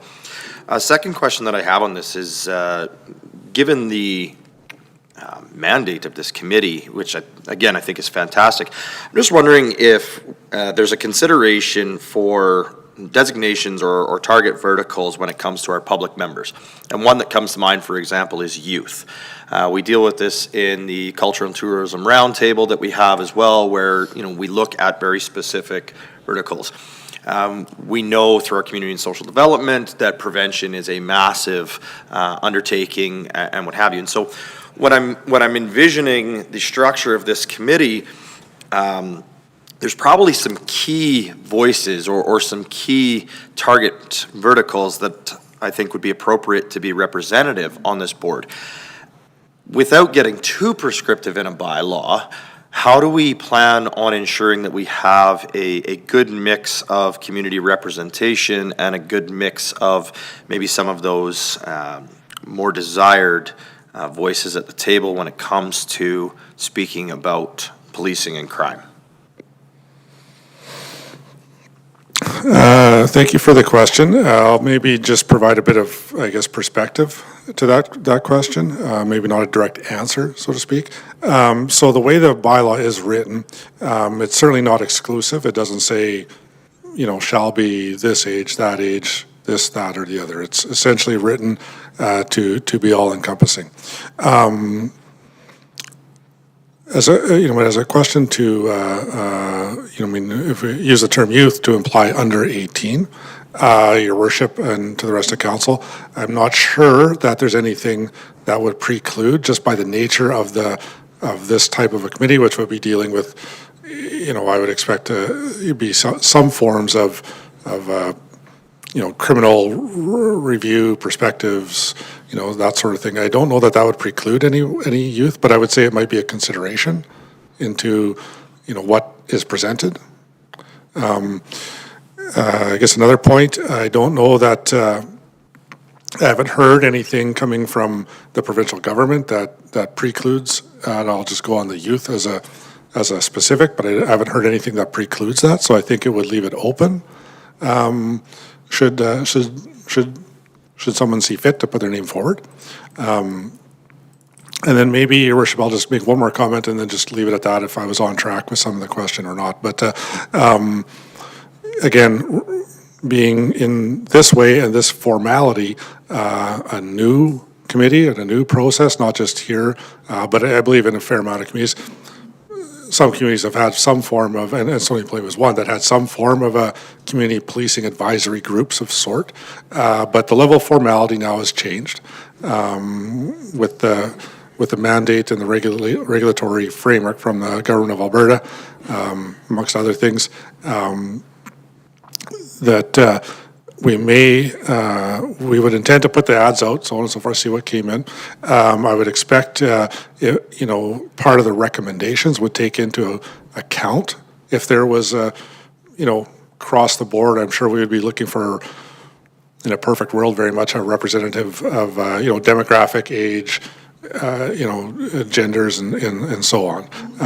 But until such time as those go out, we don't know what comes in, and it would be difficult to say for sure at this point in time. I'll stop there, Your Worship. Maybe context as opposed to specific answer there. Okay, thank you. Yeah, and I really appreciate that, and I appreciate the mention of the CPAC, the Community Policing Advisory Commission, because that did have a little bit of a mandate in it where they had representative from the faith community, from community service organizations, from the school division, and so there was a structure in that committee that kind of ensured it hit some of those key touch points, and that's sort of where I was going similar on this, whether it is the school division or, for example, on crime, we hear from our business community significantly, so, representation from our business community on there in some way, shape, or form. Again, I know in some committees where we have been very specific about, what we're looking for in regards to targets, it's actually caused us challenges. So I'm not necessarily in favor of getting super prescriptive on it, but at least just looking for ways in which we can make sure we have that good mix of representation. So appreciate the commentary. Obviously, on the first setup, it's pretty easy because we should hopefully see all of the applicants at one time. But then as we go forward, when it's kind of one after another, year over year, we may replace one member, we may replace two. I think there needs to be a way that we understand, if the person who is leaving the committee was representing a certain demographic or a certain target, how do we make sure that the focus on recruitment looks at that same area unless there's been a gap that's identified for maybe something that's missing on there. So appreciate the context, and I think I just wanted to make sure that was brought forward as we consider this. Thank you, Councilor Laurie. Councilor Loyens? Thank you, Your Worship. Just with the clarification, we've talked about the members. The presentation says 3 to 7 members, no less than 1 or 2, and no more than 2 from council, and then 3 to 6 for public members. However, administration had mentioned that the officer in charge and the general manager will count towards 2 of the memberships, and in the documentation on page 42, it says 5 to 7. So I'm just looking for clarification exactly where it is you're looking at the memberships, because you already have 2 written off, guaranteed. You're looking at 3 to 5. And then is the council rep and then an alternate, or is it 2 sitting council members at most? Administration?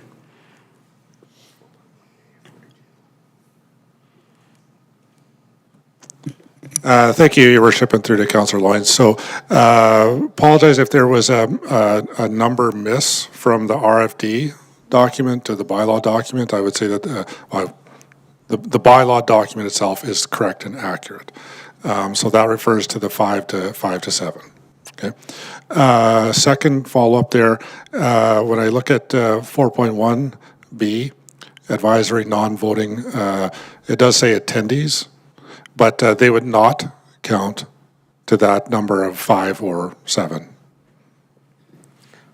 Okay, thank you for that clarification. And then just to make sure that all council is clear, that's what's on page 42. So it says that there's no less than 1 and no more than 2 members of council, but the full committee is no less than 5 and no more than 7. So if there's 2 members of council appointed, that means we can only appoint 5 members to the public. Is that correct? Through your worship, that is correct. Okay, go ahead. Councilor Loyens. So then to follow that, is it then 2 sitting members of council if they get the clearance? Or is it considered 1 member of council and their alternate? Like on SDAB where we say 2 members, but it really is only 1 sitting councillor and 1 alternate. Through your worship to Councillor Loynes. So the intent is council can choose whether they want to appoint one member or two members to the committee. Thank you. Councillor Hanson? No, you had your hand up way before Councillor Pletchko. Yes, you did. But if you want to defer your time, I can go to Councillor Pletchko. One of my, we used to have more recently an advisory committee, policing advisory committee. Prior to that, years ago, there was a Stony Plain Policing Committee, and we were somehow under the auspices of the Attorney General of Alberta, I believe. Fred Lindsay was the MLA in charge. Was he the minister? I don't recall. But how is this different? Will this come under the auspices of the Attorney General? Your worship, I believe that's the case. I don't want to quote. It is through the Police Act. Sorry, it's not Attorney General, it's Solicitor General. Yeah, Solicitor General, but the authority really stems from the Police Act and then the regulations there too, which, you know, typically will fall under some, you know, a Minister, Solicitor General, or Minister of Public Safety. I guess just as a general comment, just like any other organization, the government of Alberta can move things around under this minister, under that minister, so on and so forth. The act and the regulations, you know, are the top of the heap, so to speak, and that's what we adhere to or align to. Anything else, Councillor Hanson? Mr. Mayor, I think I'm good with that. I'm just trying to get clear in my mind. The establishment of this is to accomplish what? Is to accomplish so that we are in line and following the Municipal Government Act so we don't get penalized for not having a policing commission. Okay. Well, that's a very good reason, isn't it? Mr. Mayor, one other quick question. There's a reference made in the information provided that this committee will report to council once per year. Is that in addition to monthly reports and because people are having security checks and that kind of thing? I don't know how much of this is private information. In the other committees, the first committee that was under the Solicitor General, it was confidential information. So will there be expected written reports from this committee going back to council? And I would assume then they would be on a very high level, not intimate details of the meeting. So that is correct, Councillor Hanson. So as the setup in the bylaws, there will be an official presentation from this committee's chair to council once a year. Then after every meeting, those representatives that have been appointed by the town council to sit on as council representatives, as we do with our other committees, within hopefully a week or two of that meeting date, that a kind of brief summary is sent out to the members of council so that we stay updated as a team and understand what's going on in terms of what to expect coming down the pipes.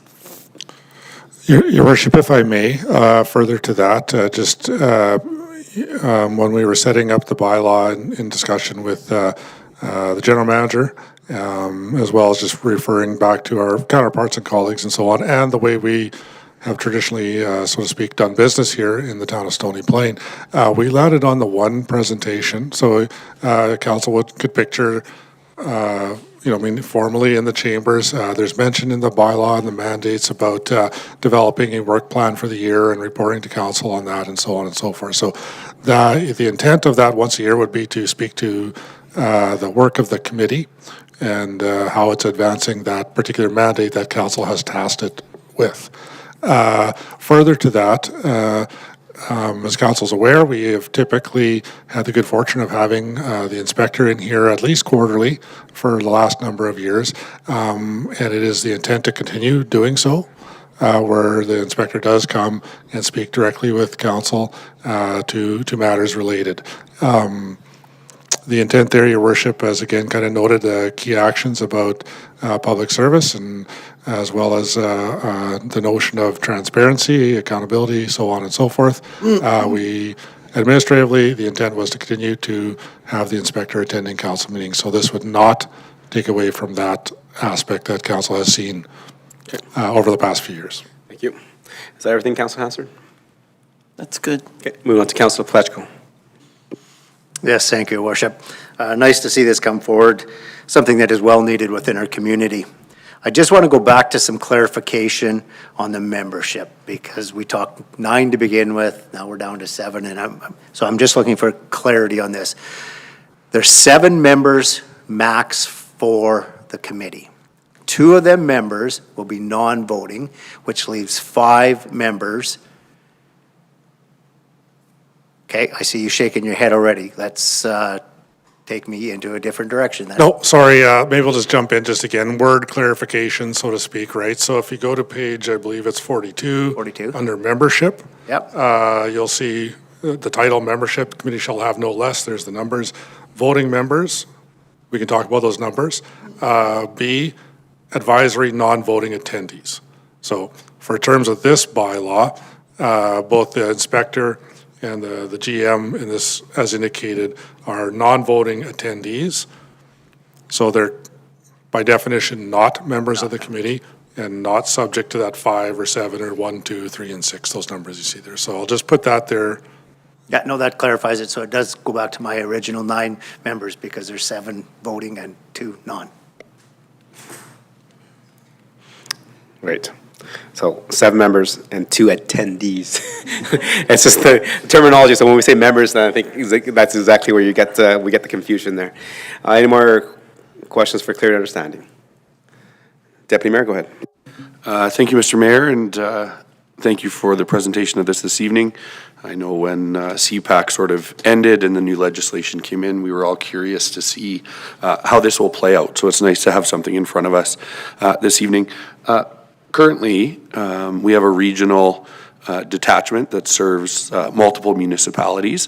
But what I'm seeing and what I'm understanding is that each individual municipality is establishing its own policing committee bylaw. And so can administration just provide some commentary on if there was a discussion around a regional plan? Is there room for establishing regional priorities, or under the new legislation, is this something that we're mandated to have as independent or individual municipalities?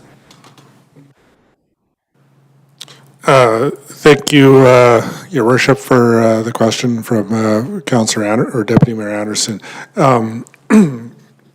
So the couple thoughts I could put forward there. So was dialogue?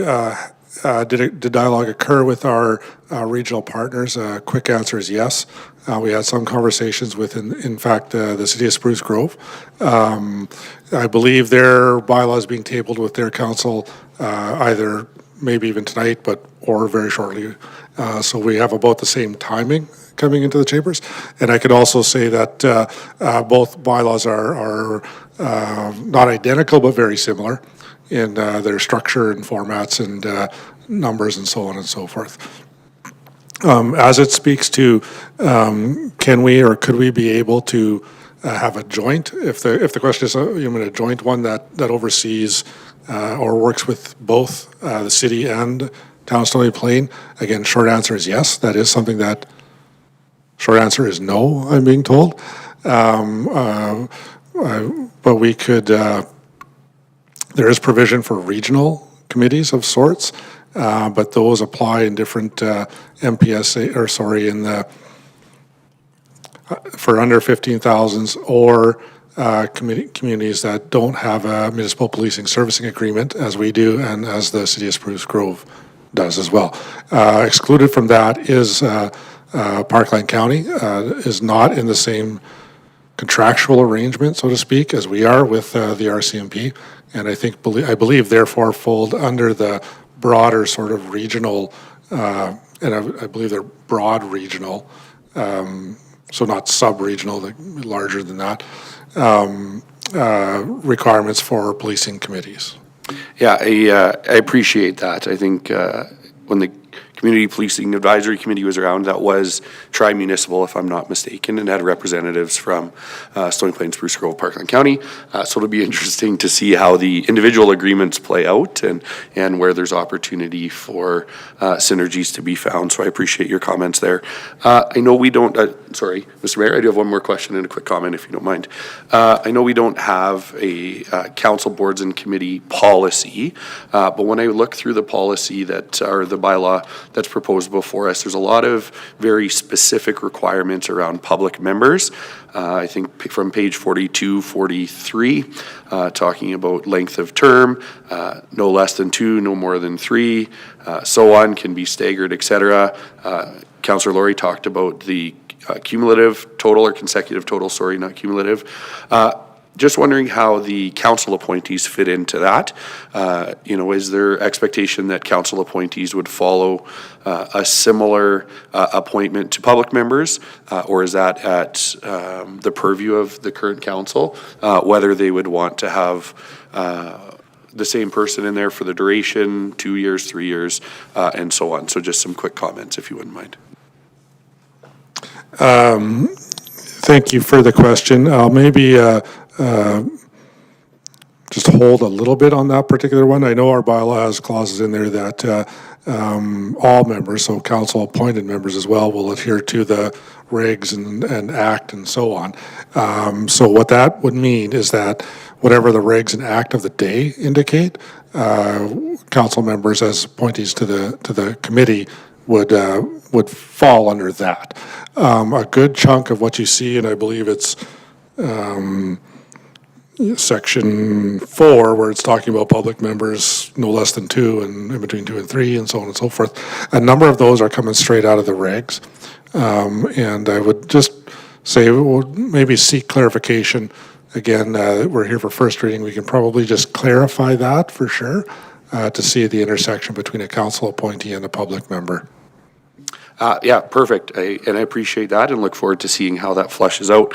Do want to offer a quick comment and certainly some support behind Councillor Laurie's conversation around a youth member. I don't know that I would want to say, under 18 or up to 18. Certainly, I think youth have been classified up to 24. Certainly appreciate that the content of some of the discussion may not be appropriate for someone under the age of 18. But when I look at the sort of general mandate as set out of the committee in terms of representing the interests of the residents of our town, I do think it's prudent that we recognize the diversity in our demographic, in the people that we serve, and that there would be room here to try to ensure that the members selected cover a broad spectrum and perspectives of individuals in the community. So certainly we'll echo his comments in stopping short of offering anything prescriptive, but certainly echo the sentiment behind the comments that were brought forward earlier. Thank you, Deputy Mayor. Any more questions for clear understanding? And just one thing before I go on is in terms of, you asked a question about council boards and commissions, so appointments. I think we're in the process of developing a council policy to address that. Currently, right now, our default is, and then what we're coming forward is that the mayor will recommend appointments to council, and council will verify them. And then based on the fact that we want to make sure that council is well-rounded in terms of kind of how many years that a council may consider be sitting in the same committee for the term. So when that comes forward, that's definitely a conversation that we have. Yeah, and I do appreciate that. I think the one that stands out for me, 4.5 of the particular bylaw, page 43 of our agenda package, looking at appointment length, no less than 2, no more than 3. Certainly in a council term, 2 terms would work, but a 3-year term wouldn't fit the mandate as laid out in the bylaw. So something to consider, and look forward to seeing what that looks like at second reading. Okay, thank you.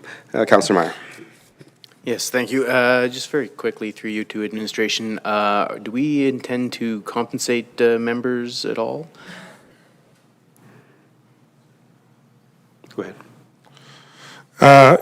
Your worship, just to be clear, there's nothing contemplated in this particular bylaw that indicates as such. And traditionally, historically, most of the committees have not been directly compensated for time or effort. I know there's some exceptions on certain things, but that's the basic, broad stroke history.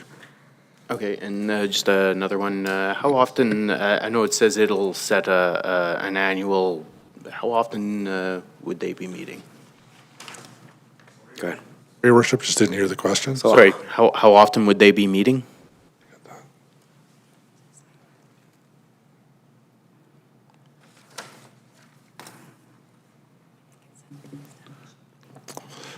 Your worship, I believe I'm just getting an update that doesn't specifically outline that. I think it indicates that the committee itself would look for some optimal timing. Okay, thank you. We'll clarify, your worship, on that, just to be sure. 5.2 under procedures, page 44, does echo that. Committee shall hold regular meetings at a frequency determined by the committee themselves. Yes. Thank you. Any more questions, comments? Okay. I have a question for administration. That was, okay, on page 39 of our agenda, I just want some clarification on the bullet point. I'm not too sure what that means, so if administration can explain that to me. And it says the bullet point is a member of a municipal policing committee shall not be a full-time member of a municipal policing committee. So I don't know what that bullet point means, because if you're a member of the municipal policing committee, you cannot be a full-time member of the municipal policing committee. Thank you for the question, Your Worship, through you to all of council. So that is wording right out of the regulation. Administration can seek clarity from the ministry on that, but that wording is right out of the regulations. Okay, because that's good, because that confuses me, and I don't understand what that means. Okay, and okay, I have another question in terms of the member makeup. I know other municipalities have appointed all members of council and no public members. Was that a consideration as administration went through the regs and some rationale of why we're choosing between 1 to 2 members of council? Yeah, your worship, thank you for that question. I could speak to that. I mean, in the lead up and in the run up to these things being created by bylaw across the great province of Alberta, there has been some misunderstandings, misreads, misalignments would be maybe another word from what some communities are doing, what the regs say now. And to be clear to council, what we've also been informed that regs that may still be forthcoming. I guess I can be clear in that those committees that have appointed full council without any public members to their policing committee, I believe have already been advised that that's not acceptable and they will be required to change it, although the regulations do not specifically prohibit that in a way. Your worship, the one thing I can say, I know our general manager has been in contact with one of the ADM levels at the government of Alberta on this particular regulatory environment that is maybe not as clean and clear as some of the other regulatory environments that have been provided. Our bylaw, as it's written, has been reviewed. We have been notified that it is within what is now the regulations and what they believe may be forthcoming. That being said, your worship, if a regulatory change happens after we've adopted a bylaw, we are required to come back and make changes to it one way or the other. Okay, thank you. Okay, and I have another question in terms of moving forward. I think this is the first reading so that we can have a conversation amongst council, then just be out in public for a couple weeks before we look for second and third reading on February 24th. The recruitment is March and April, and then council comes back to council for appointment of members in May. So my question is in terms of the committee structure. Looks like we're going to do a staggered rollout, so members will be appointed to 2 or 3 year terms, just so that nobody doesn't all expire at the same time. So my question to administration is, this being an election year, for example, we have two members of council that's appointed, say, myself and the deputy mayor, this is use two easy ones, and we both run for election, and we both get unelected. Do we transition to a public member, or are we turf because we're no longer elected officials, or become an official elected and then have more less elected? Yeah, good question, Your Worship. There's a couple things I'll speak to there. With the requirements of the enhanced security checks itself, Your Worship, may provide that the committee itself doesn't get together for quite some time, even if it's been appointed.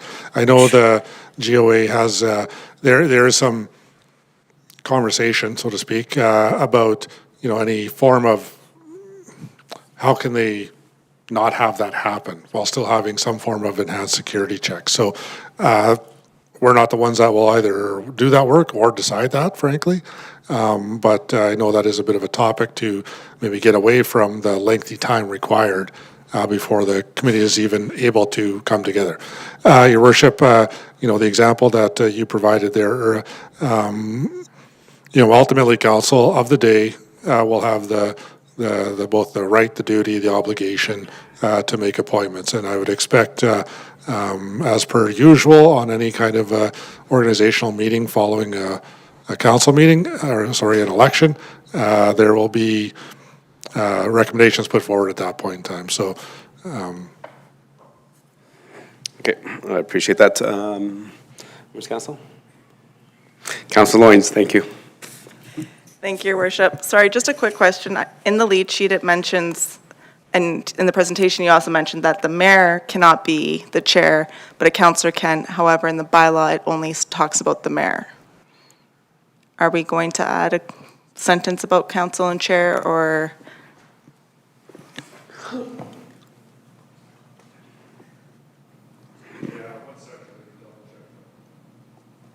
Yes. I think when I was having the conversation with the other mayors in the region is that from their review of it is that the mayor cannot be the chair of the committee, but a councillor can be a chair of the committee. Correct. So in the lead sheet on page 39, we say a member who is chief elected official is not eligible to be elected as chair or vice chair for the municipal policing committee. A council member may be elected as chair or vice chair. But when we go to our bylaw, as stated here, it just says the mayor cannot be chair or vice chair. But there's no reference to council. And then what does that mean if it's the DM? Your Worship, I can speak to that a little bit. We can double check the wording and the wording. I can tell you what the intent is. The intent is pretty clear through the regs that the chief elected officer cannot serve as the chair. We'll double check the wording. I would expect that's noted in the bylaw because it's a specific part of the regulation. Whereas let me just double check my words here. Like, we don't have to note anything about the vice chair or a council member because it's not explicitly disallowed.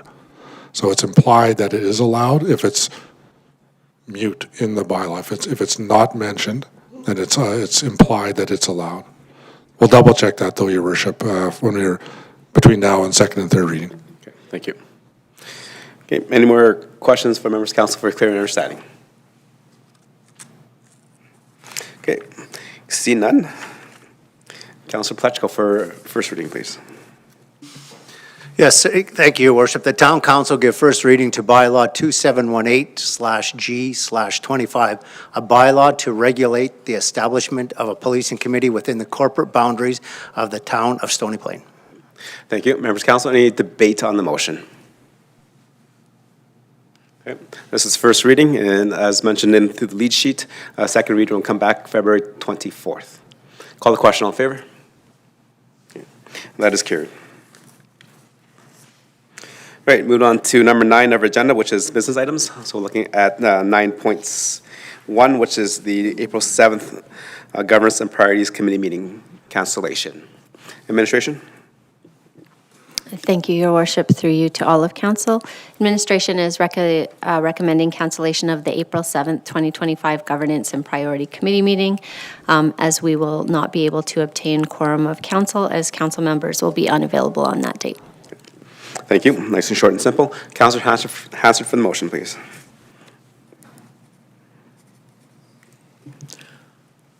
Mr. Mayor, I move that Town Council authorize the cancellation of the April 7, 2025 Governance and Priorities Committee meeting. Okay, thank you. Members of council, any debate on the motion? Okay, call the question, all in favor? Okay, that's carried. Moving on to number 10 is council discussion. So this is the time in our agenda that we let council members update other members of council of what's happening in the boards and commissions, or bring up concerns that they've heard from residents and stakeholders, just to share with council, and then also direct them to administration for answers. We'll start with Councillor Hansard. You've started with me several times, and you're going to catch me short on ideas to bring before council, so I will simply say thank you, but I have nothing to report tonight. Okay, appreciate it. Thank you very much, Councillor Hansard. Okay, go to next. Councillor Hansard, do you have anything to report? You're taking me off guard here. Inside jokes, don't worry. It happens a lot. Deputy Mayor. Thank you, Mr. Mayor. For those that aren't aware, it's a pretty big weekend at the Tri-Leisure Centre. It's one of the biggest ringette tournaments in the West. I think we've got no less than 65, 70 teams that will be in town. So if something that don't have anything to do this weekend, we'd love you to get out and take in some of the action there. With that being said, though, I do think it's prudent that we recognize all of the coaches in our community and the role that they play in youth sport, regardless of what the sport is. I've seen a ton from Stony Plain Minor Hockey as of late. I know we've got twirling batons happening in the municipality. We've got all of these different things going on, but it does not happen without the time, energy, and effort of our dedicated coaches. Didn't make the connection, but we actually have a coach in our audience tonight, and so certainly want to express appreciation there as well for all Mr. Thornton does in minor hockey in our community. Thank you. Councillor Laurie. Thank you, Your Worship. Just a question through to administration. We've had a fair amount of snow over the last little while. I've noticed in a couple of our condominium areas, they have buried fire hydrants. And in some of these, they obviously have services that come in and are clearing their snow. Just wondering how we go about managing those. I know obviously some of them can be considered private and wouldn't necessarily be applicable to the town bylaws. Some have town-owned assets, but might not necessarily be the specific resident whose property it resides on that would be responsible for taking care of those. What's the best way, I guess, for us to be ensuring that those are open and accessible so that in case of emergency, we don't have a delay in response? Your Worship, through to Councillor Laurie and the rest of council, timely comment, so I can add a couple things to that. Many members of the community are, good at maintaining. We have fire hydrants that are on private property, so to speak, and there's quite a few that do their level best to clear some snow around them and so on and so forth. I know from time to time we have some periodic communication that goes out, sort of soft reminders, to the general public to keep an eye on that, or do a little bit of extra shoveling, so to speak, if they're able to. From that, I know our staff will monitor, watch for, we have people in and around, and if they see one that is in, particularly covered or what have you, internally, there'll be some, call what you want, work orders, emails, phone calls around to do a little bit of tidy up, or at least be aware of, or noted. So I would say, for the most part, that general system, or the public will mention a few to us and so on. Generally, that works in most instances.